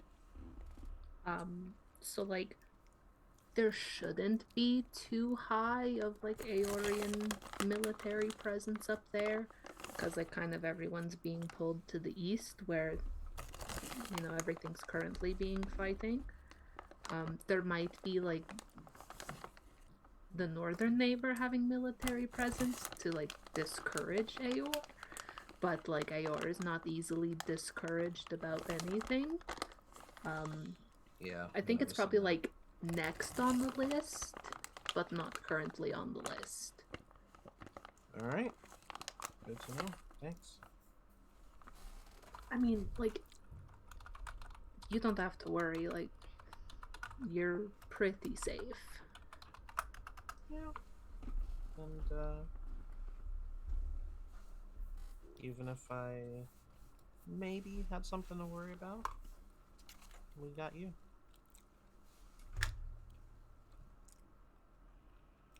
See? Nobility can be good for something. All right. Look, I am not. You keep assigning me this anti-nobility sentiment. I'm not. Because you have an anti-nobility sentiment. What I have are concerns about what happens when a small group of people make too many decisions for too many people. That's not all nobility. Not all of us are so out of touch with the world that we don't see what's happening. Not all royalsing. I was thinking ANAB, and then I was like, does that stand for all nobility are bastards, or does that stand for assigned nobility at birth? I'm sorry, that was my most unhinged thought of the day, but there you go. I'm not even in this. That's definitely an 11 out of 10 thought. That's fine. Thank you, thank Comment, you. please.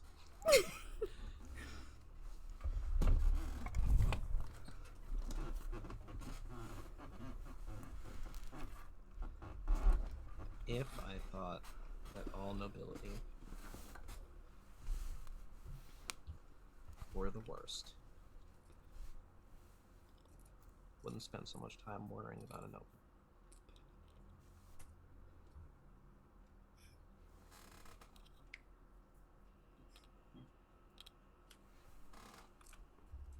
Why do you do that? We discussed the whole falling unconscious in combat thing. That's what I'm worried about. Is that it? You're worried about me because you think I'm not capable of taking care of myself?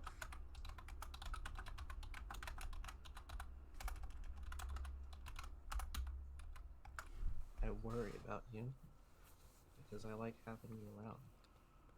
And if something happens to you, you won't be.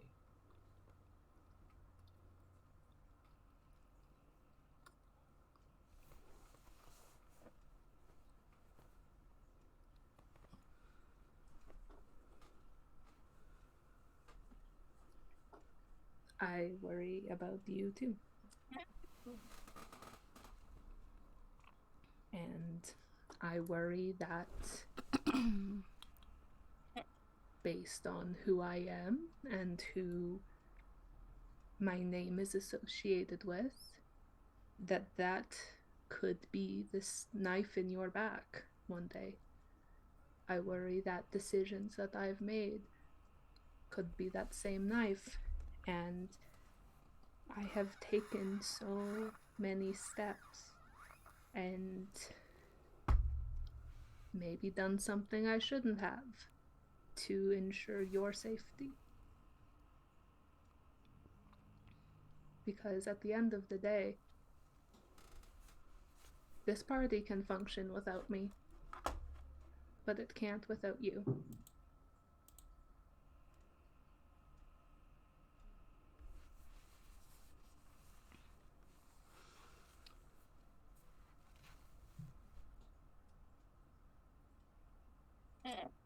I don't believe that.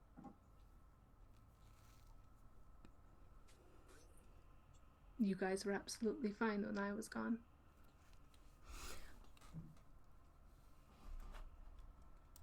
I want you to know that we almost got snapped in half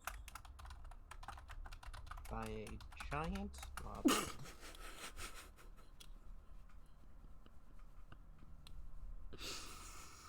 and you're more than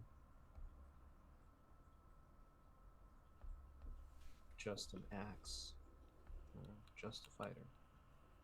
It's not all you bring to this group. I bring my cards that I couldn't even read for a while.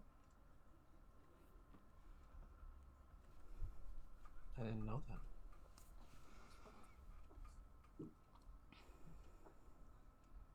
Yeah, couldn't read them. So I'm glad you can read them now, but that doesn't change anything. I mean, I am thankful that it was me that got hit by that from the hag, not you. Could have been a lot worse.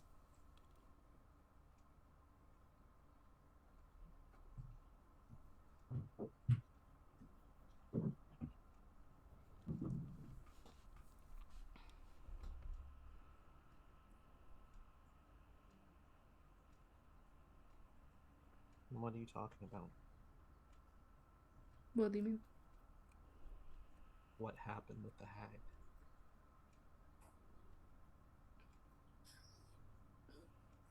Okay, you have to promise not to tell Galena.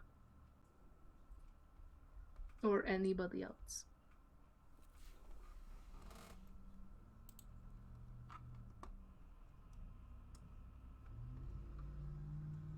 I promise. When we were at the hag's house,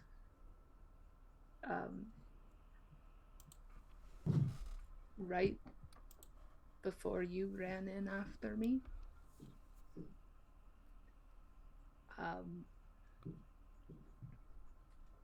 the details of it are kind of fuzzy, but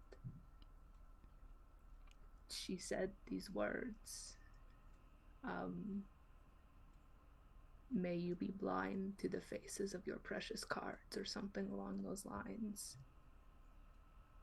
And then I just felt this cloud on my mind. And every time I looked at my cards, nothing stared back at me. I couldn't read them. I couldn't tell what it was. I mean, thankfully I didn't pull any super destructive spells, because that could have ended very badly, but it was touch and go. I fucking paid somebody in an alleyway to tell me what my cards were so I could write on them.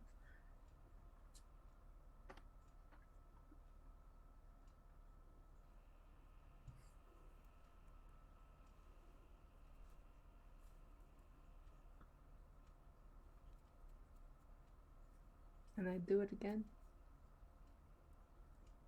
Because at the end of the day, I don't want you to worry about me.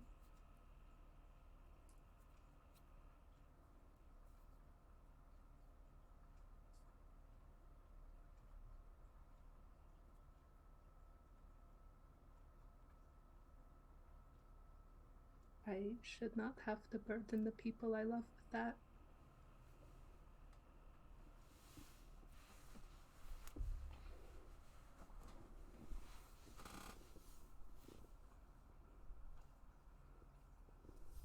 Because I care so much what you think about me. Which is why your comment about abolishing nobility hurt so much. Because it came from you.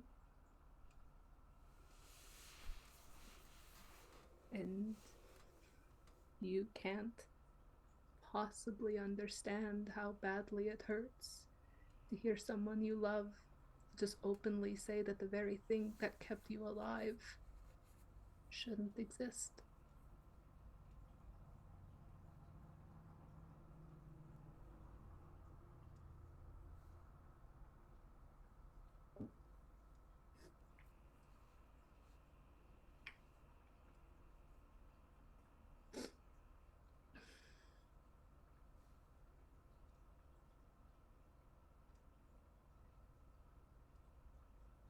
I didn't know. I didn't know any of this was going on.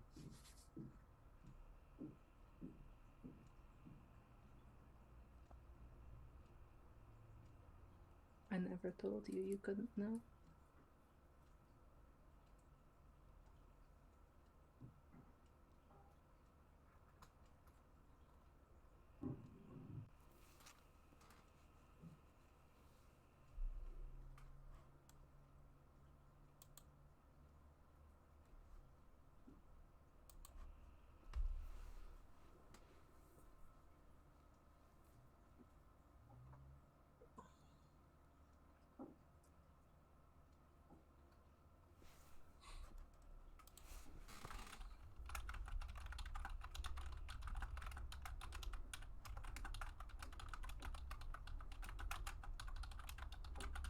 I'm sorry.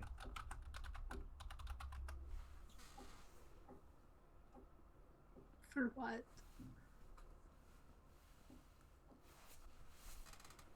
You have nothing to be sorry for. I'm sorry for not having been there when you needed me. I'm sorry that I didn't make it easier for you to tell us what's going on, or at least to tell me.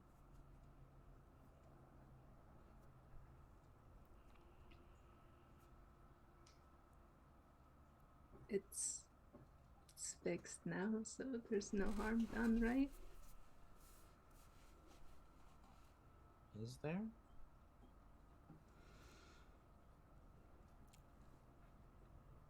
Did I harm you? You've never hurt me ever. Then there's no harm done.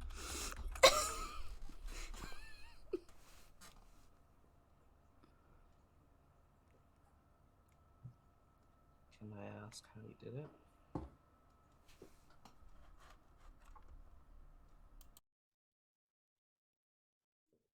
It was when I disappeared.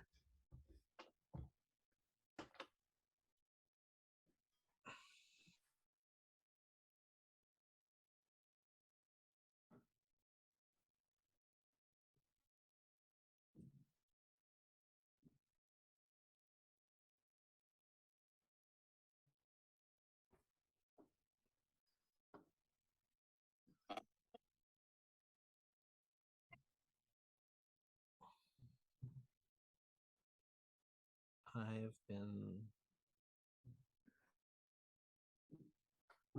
trying so hard to give you the space to talk about things on your own terms. But every single night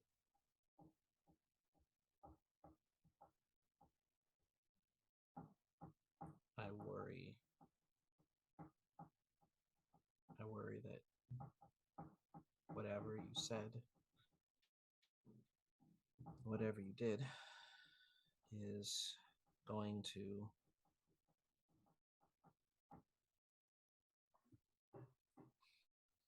I worry that you're going to leave again.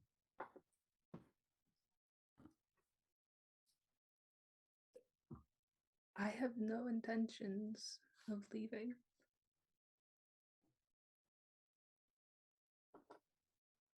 I don't think you had intentions of leaving the first times you went through those portals.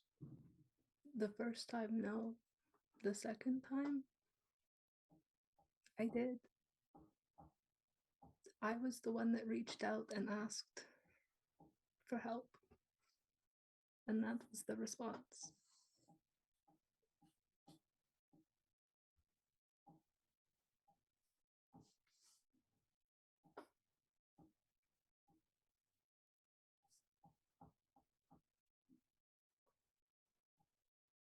Now, I can't guarantee that I won't leave again. But if I do, it's not going to be by my own will.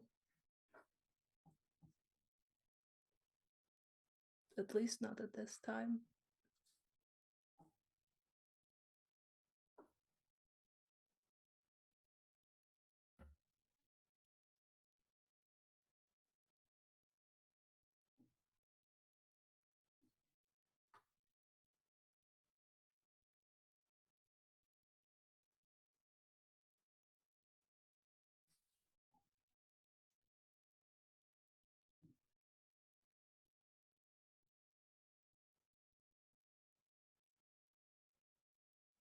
I just want you to know that wherever you go, when you go,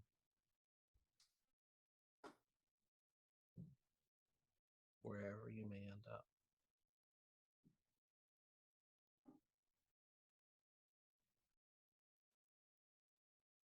until you tell me otherwise,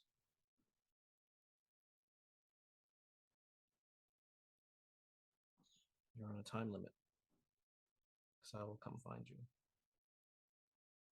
wherever. Can't possibly promise that.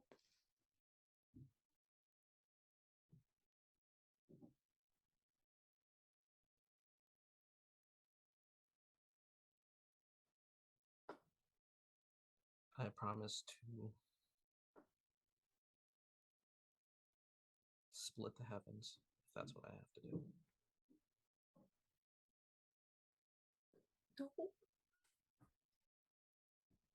No. I don't want you to put yourself in harm's way for me. And I don't want you to put yourself in harm's way for me.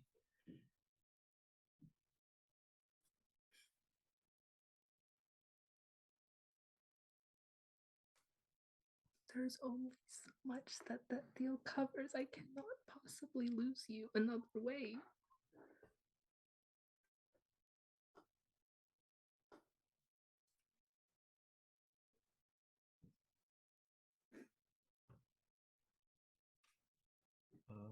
Tedros reaches out and takes Victoria's hand. He holds his underneath and puts hers on top, and then puts his hand on top of it and says,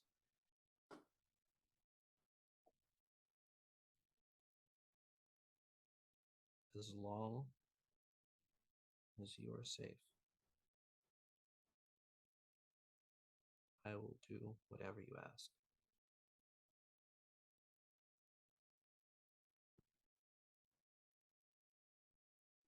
But if that ever changes, there is nothing that would stop me.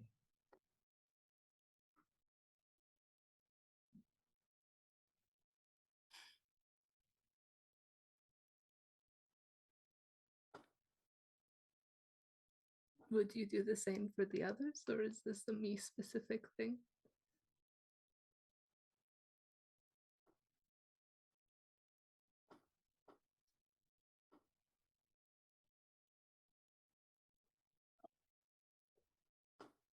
I don't know. I want to say yes, and there's a lot that I do for everybody, but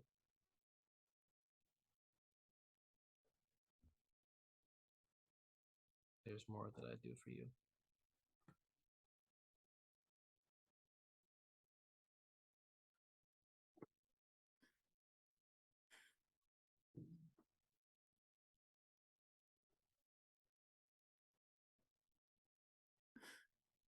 When I was gone,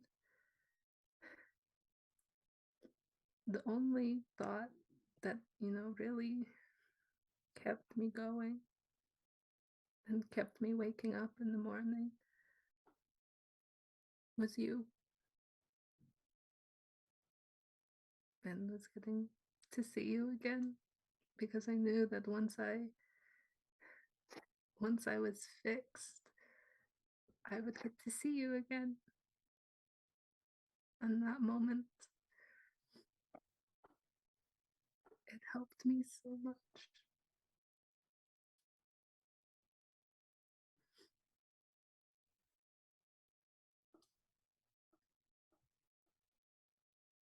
You have been probably the brightest light in my life. And I don't want that light to go out.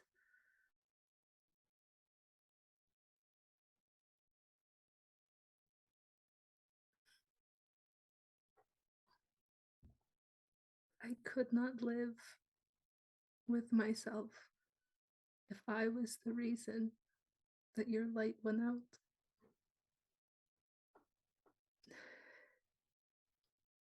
So much so that I made him promise that no harm would come to you by his hand. I mean, that was one of the stipulations that I insisted on. I didn't care what happened to me, but the thought of something happening to you, I would give my life to ensure it didn't.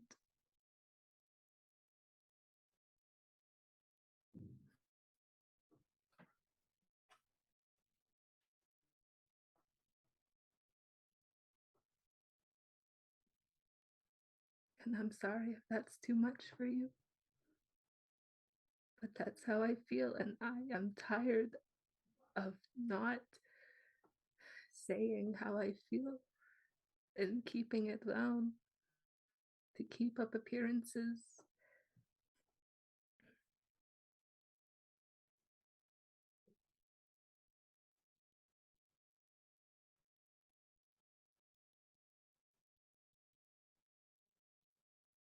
I am tired of hiding.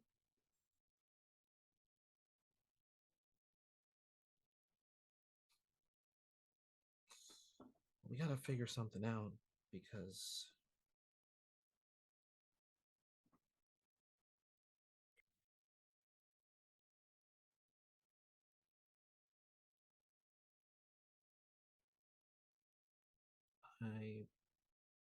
I'm not gonna let you give your life for me any more than you would let me give your life for you. So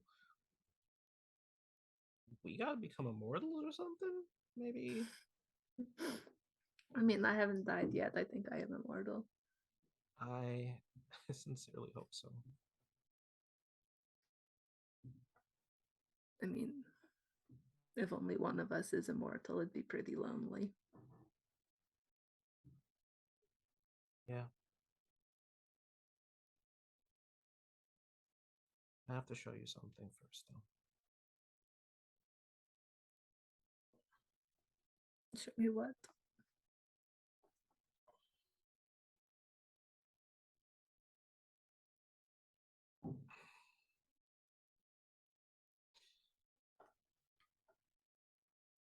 You have these magnificent wings. Yeah. They do come in handy occasionally. And we talked about it, and I told you that mine aren't the same. Yeah.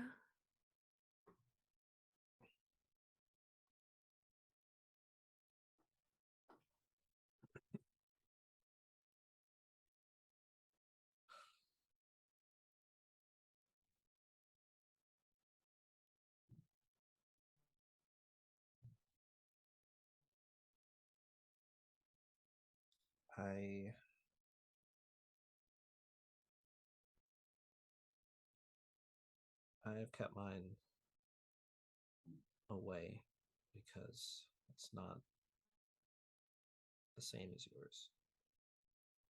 And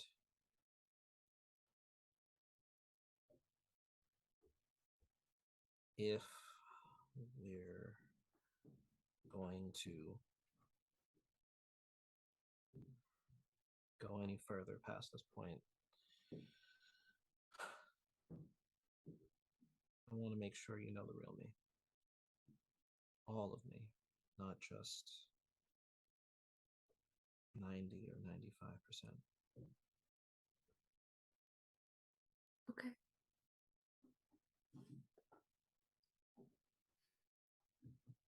I think at this point Victoria would switch so that now she's holding Tedros's hand the same way he held hers.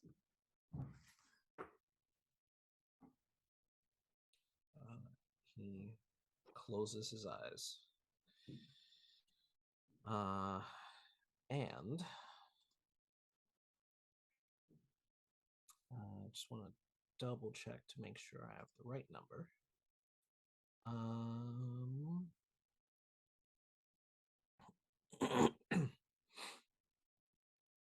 uh, I need Victoria to make a charisma saving throw.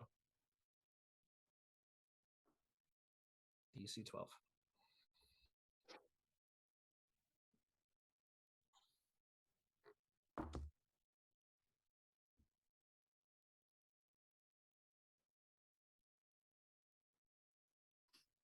So I rolled a 4 on the die, and my charisma modifier is a 7. I believe that's 11. I won. The dice tell a story. When there is this burst of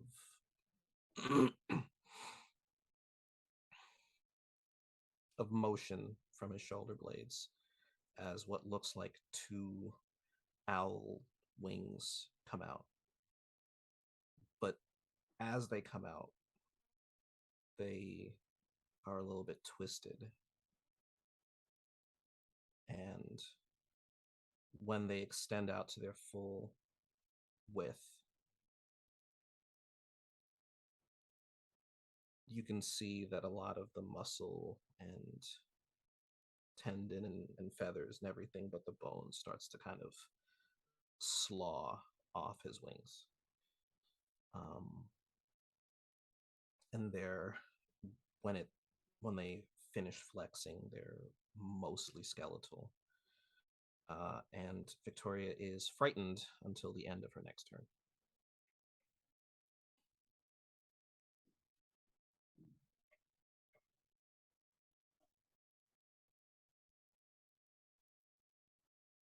What is the frightened condition again?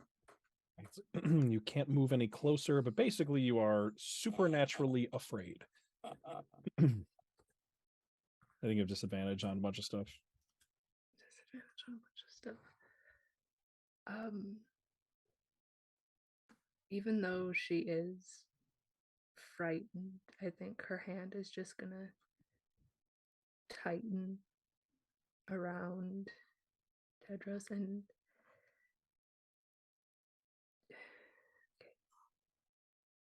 she's not looking away. She is very much forcing herself to stay looking at it, to look at the real him. And I guess, do I have to like make another save as long as I No, keep it only looking at? lasts until the start of until the end of my next turn. So True, but given that Victoria is attempting to like stare into the supernatural object of her fright, I think I'm going to ask for a wisdom save to see if she can accomplish that. There was ever a time to roll. Okay. 19. Okay. Victoria is successfully able, despite the fact that these wings are fear incarnate and produce just an aura of terror that just like shoots like knives into your soul, and just like there's not even necessarily like a feeling of like what you're afraid of. It's just is the just pure essence of just pants shitting terror is just like shot in, just injected into you at that moment. But even through all that, knowing that this is an important moment, and even though like your body is going through like just adrenaline spikes, you are just the fight or flight reaction is just going off like crazy, still manage to fight through that and just stay with your eyes on Tedros and not looking away. When the frighten passes, does he still have his eyes closed? absolutely. Once the condition passes and she's able to willingly move closer mechanically, she is going to just like step close to him and just kind of put her hand on his cheek.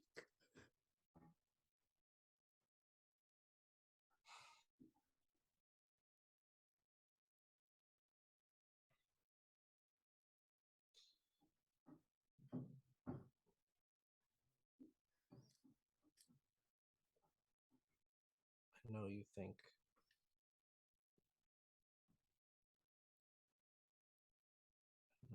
highly of me, but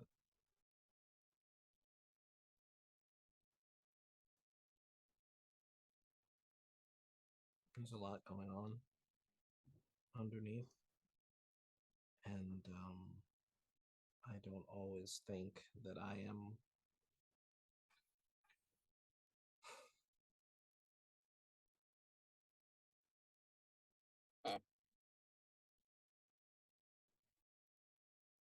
I don't think I'm always worthy of what you want to give me.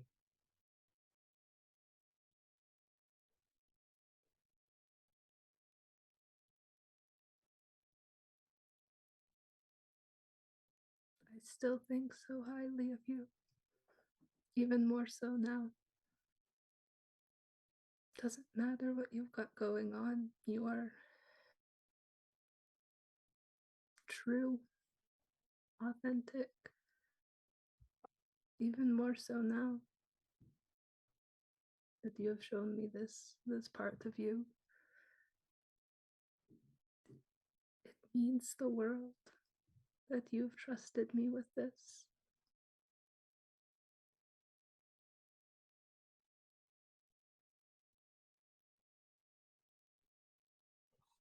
When I'm like this, I'm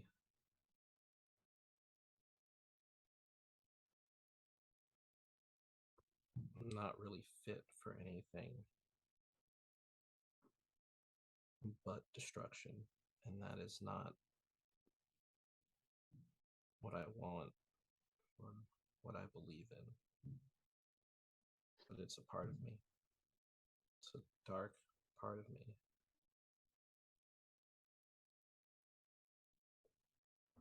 And I do not want any of that touching you. My life has been touched by so much destruction. I don't think this would make a difference. But when you are like this, all I see is you.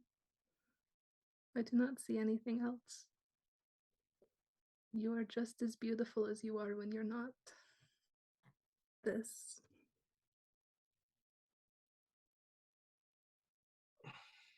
And I think by then the minute is up and he kind of shrugs and flexes his shoulders and the wings fold back in and disappear.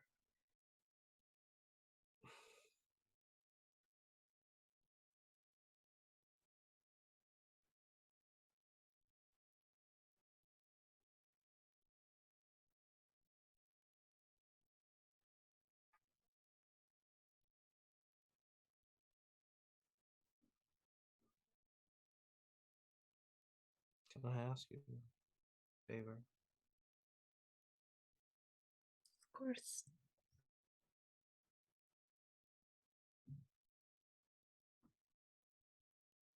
Can we just sit together right now? Yeah. And Tedros will pop a squat right there and just sit with Victoria. Victoria will probably just sit on the floor right beside him, but she will make a point to like keep his hand in her hand and just kind of rub it with her thumb, trying to just everything she wants to say, but she doesn't want to ruin this moment. She's just going to put into that all the unspoken.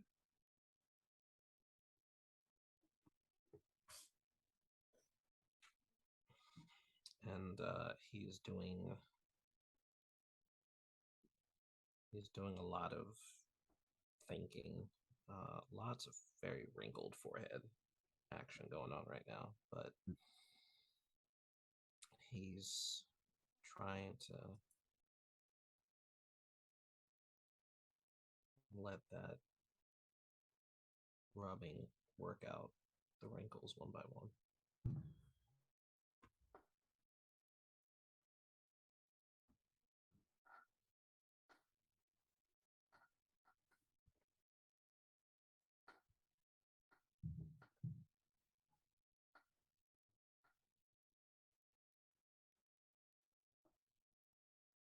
And Tedros is content to just sit there for a while. Not to ruin the moment, but who's steering the ship? Yeah. I think probably after a little bit, Tedros is like, "Oh shit!" The silence is broken by just like this, as you just like look over and the wheels just like free spinning to the left for a little while, and the ship has just started to lean. Okay, all right. I should probably take care of that.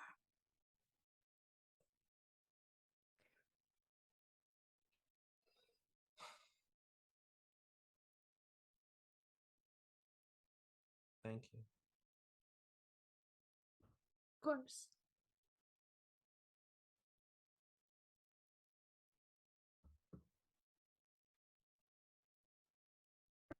Right. And then from there, you have all of you just under 2 weeks of sailing ahead of you. So you're all locked on the ship for 12 days. In two very interesting pairings.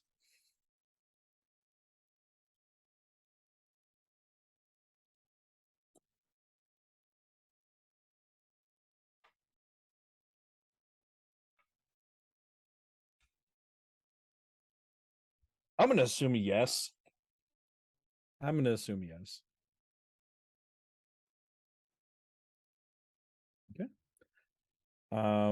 But yeah. We're gonna still got some time. We're gonna jump ahead to from there a few days into the sailing. For the first bit, I put the picture of your path in Discord so you can see it.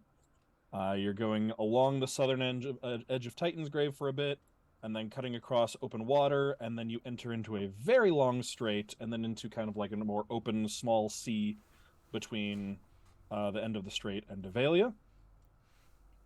So it's a few days in when you hit the that strait, basically just like a relatively narrow strip of sea or strip of ocean between the two continents.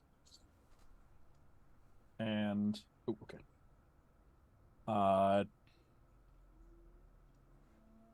At that point, it's probably the night of one of the days you're sailing through. It's nighttime. It's after dark.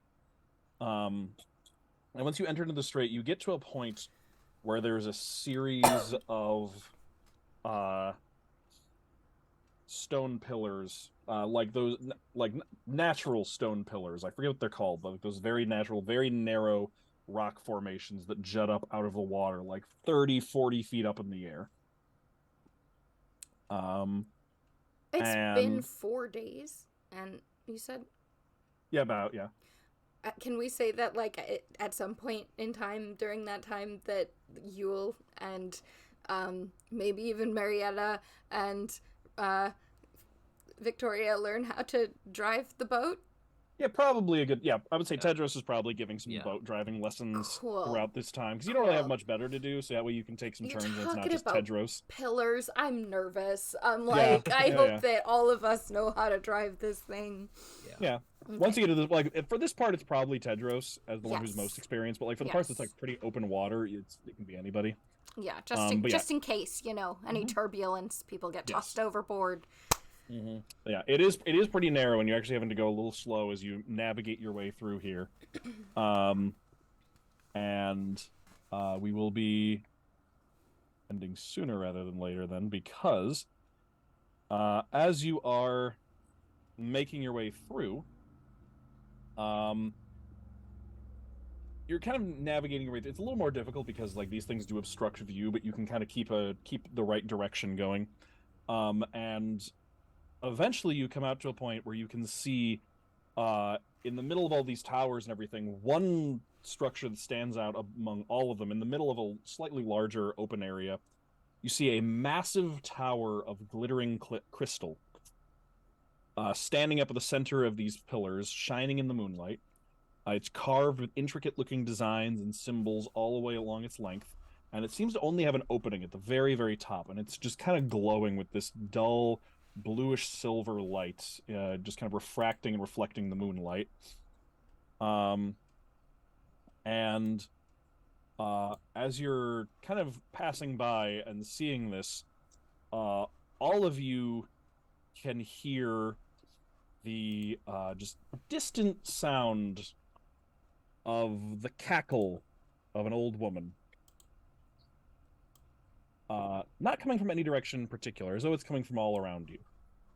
And you see Victoria, as you're all kind of standing there, Victoria, a just sort of cloud of dark magic just begins to obscure the air and swirl around Victoria.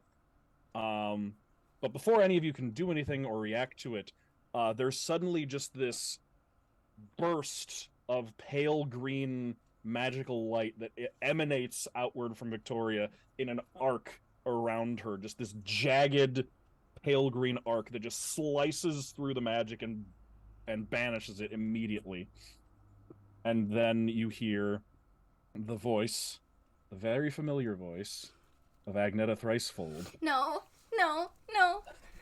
Who says to Victoria, which is where we'll pick up with this next time because she should hear this. Escaped my curse, have you? Well, no matter. I've watched over you long enough that you've led me to another of the towers of Utaril, and I don't need you to do my dirty work and make sure it falls. At which point, out in the direction of the glittering tower of crystal, you can see 5 writhing portals of bubbling darkness appear evenly spaced in the air around the portal. And as they just sort of like drip away and fall into nothingness, you see 5 sets of wings unfurl around the tower. You can see 4 very similar fiends to ones you faced in Sveruk, the ones that could fly.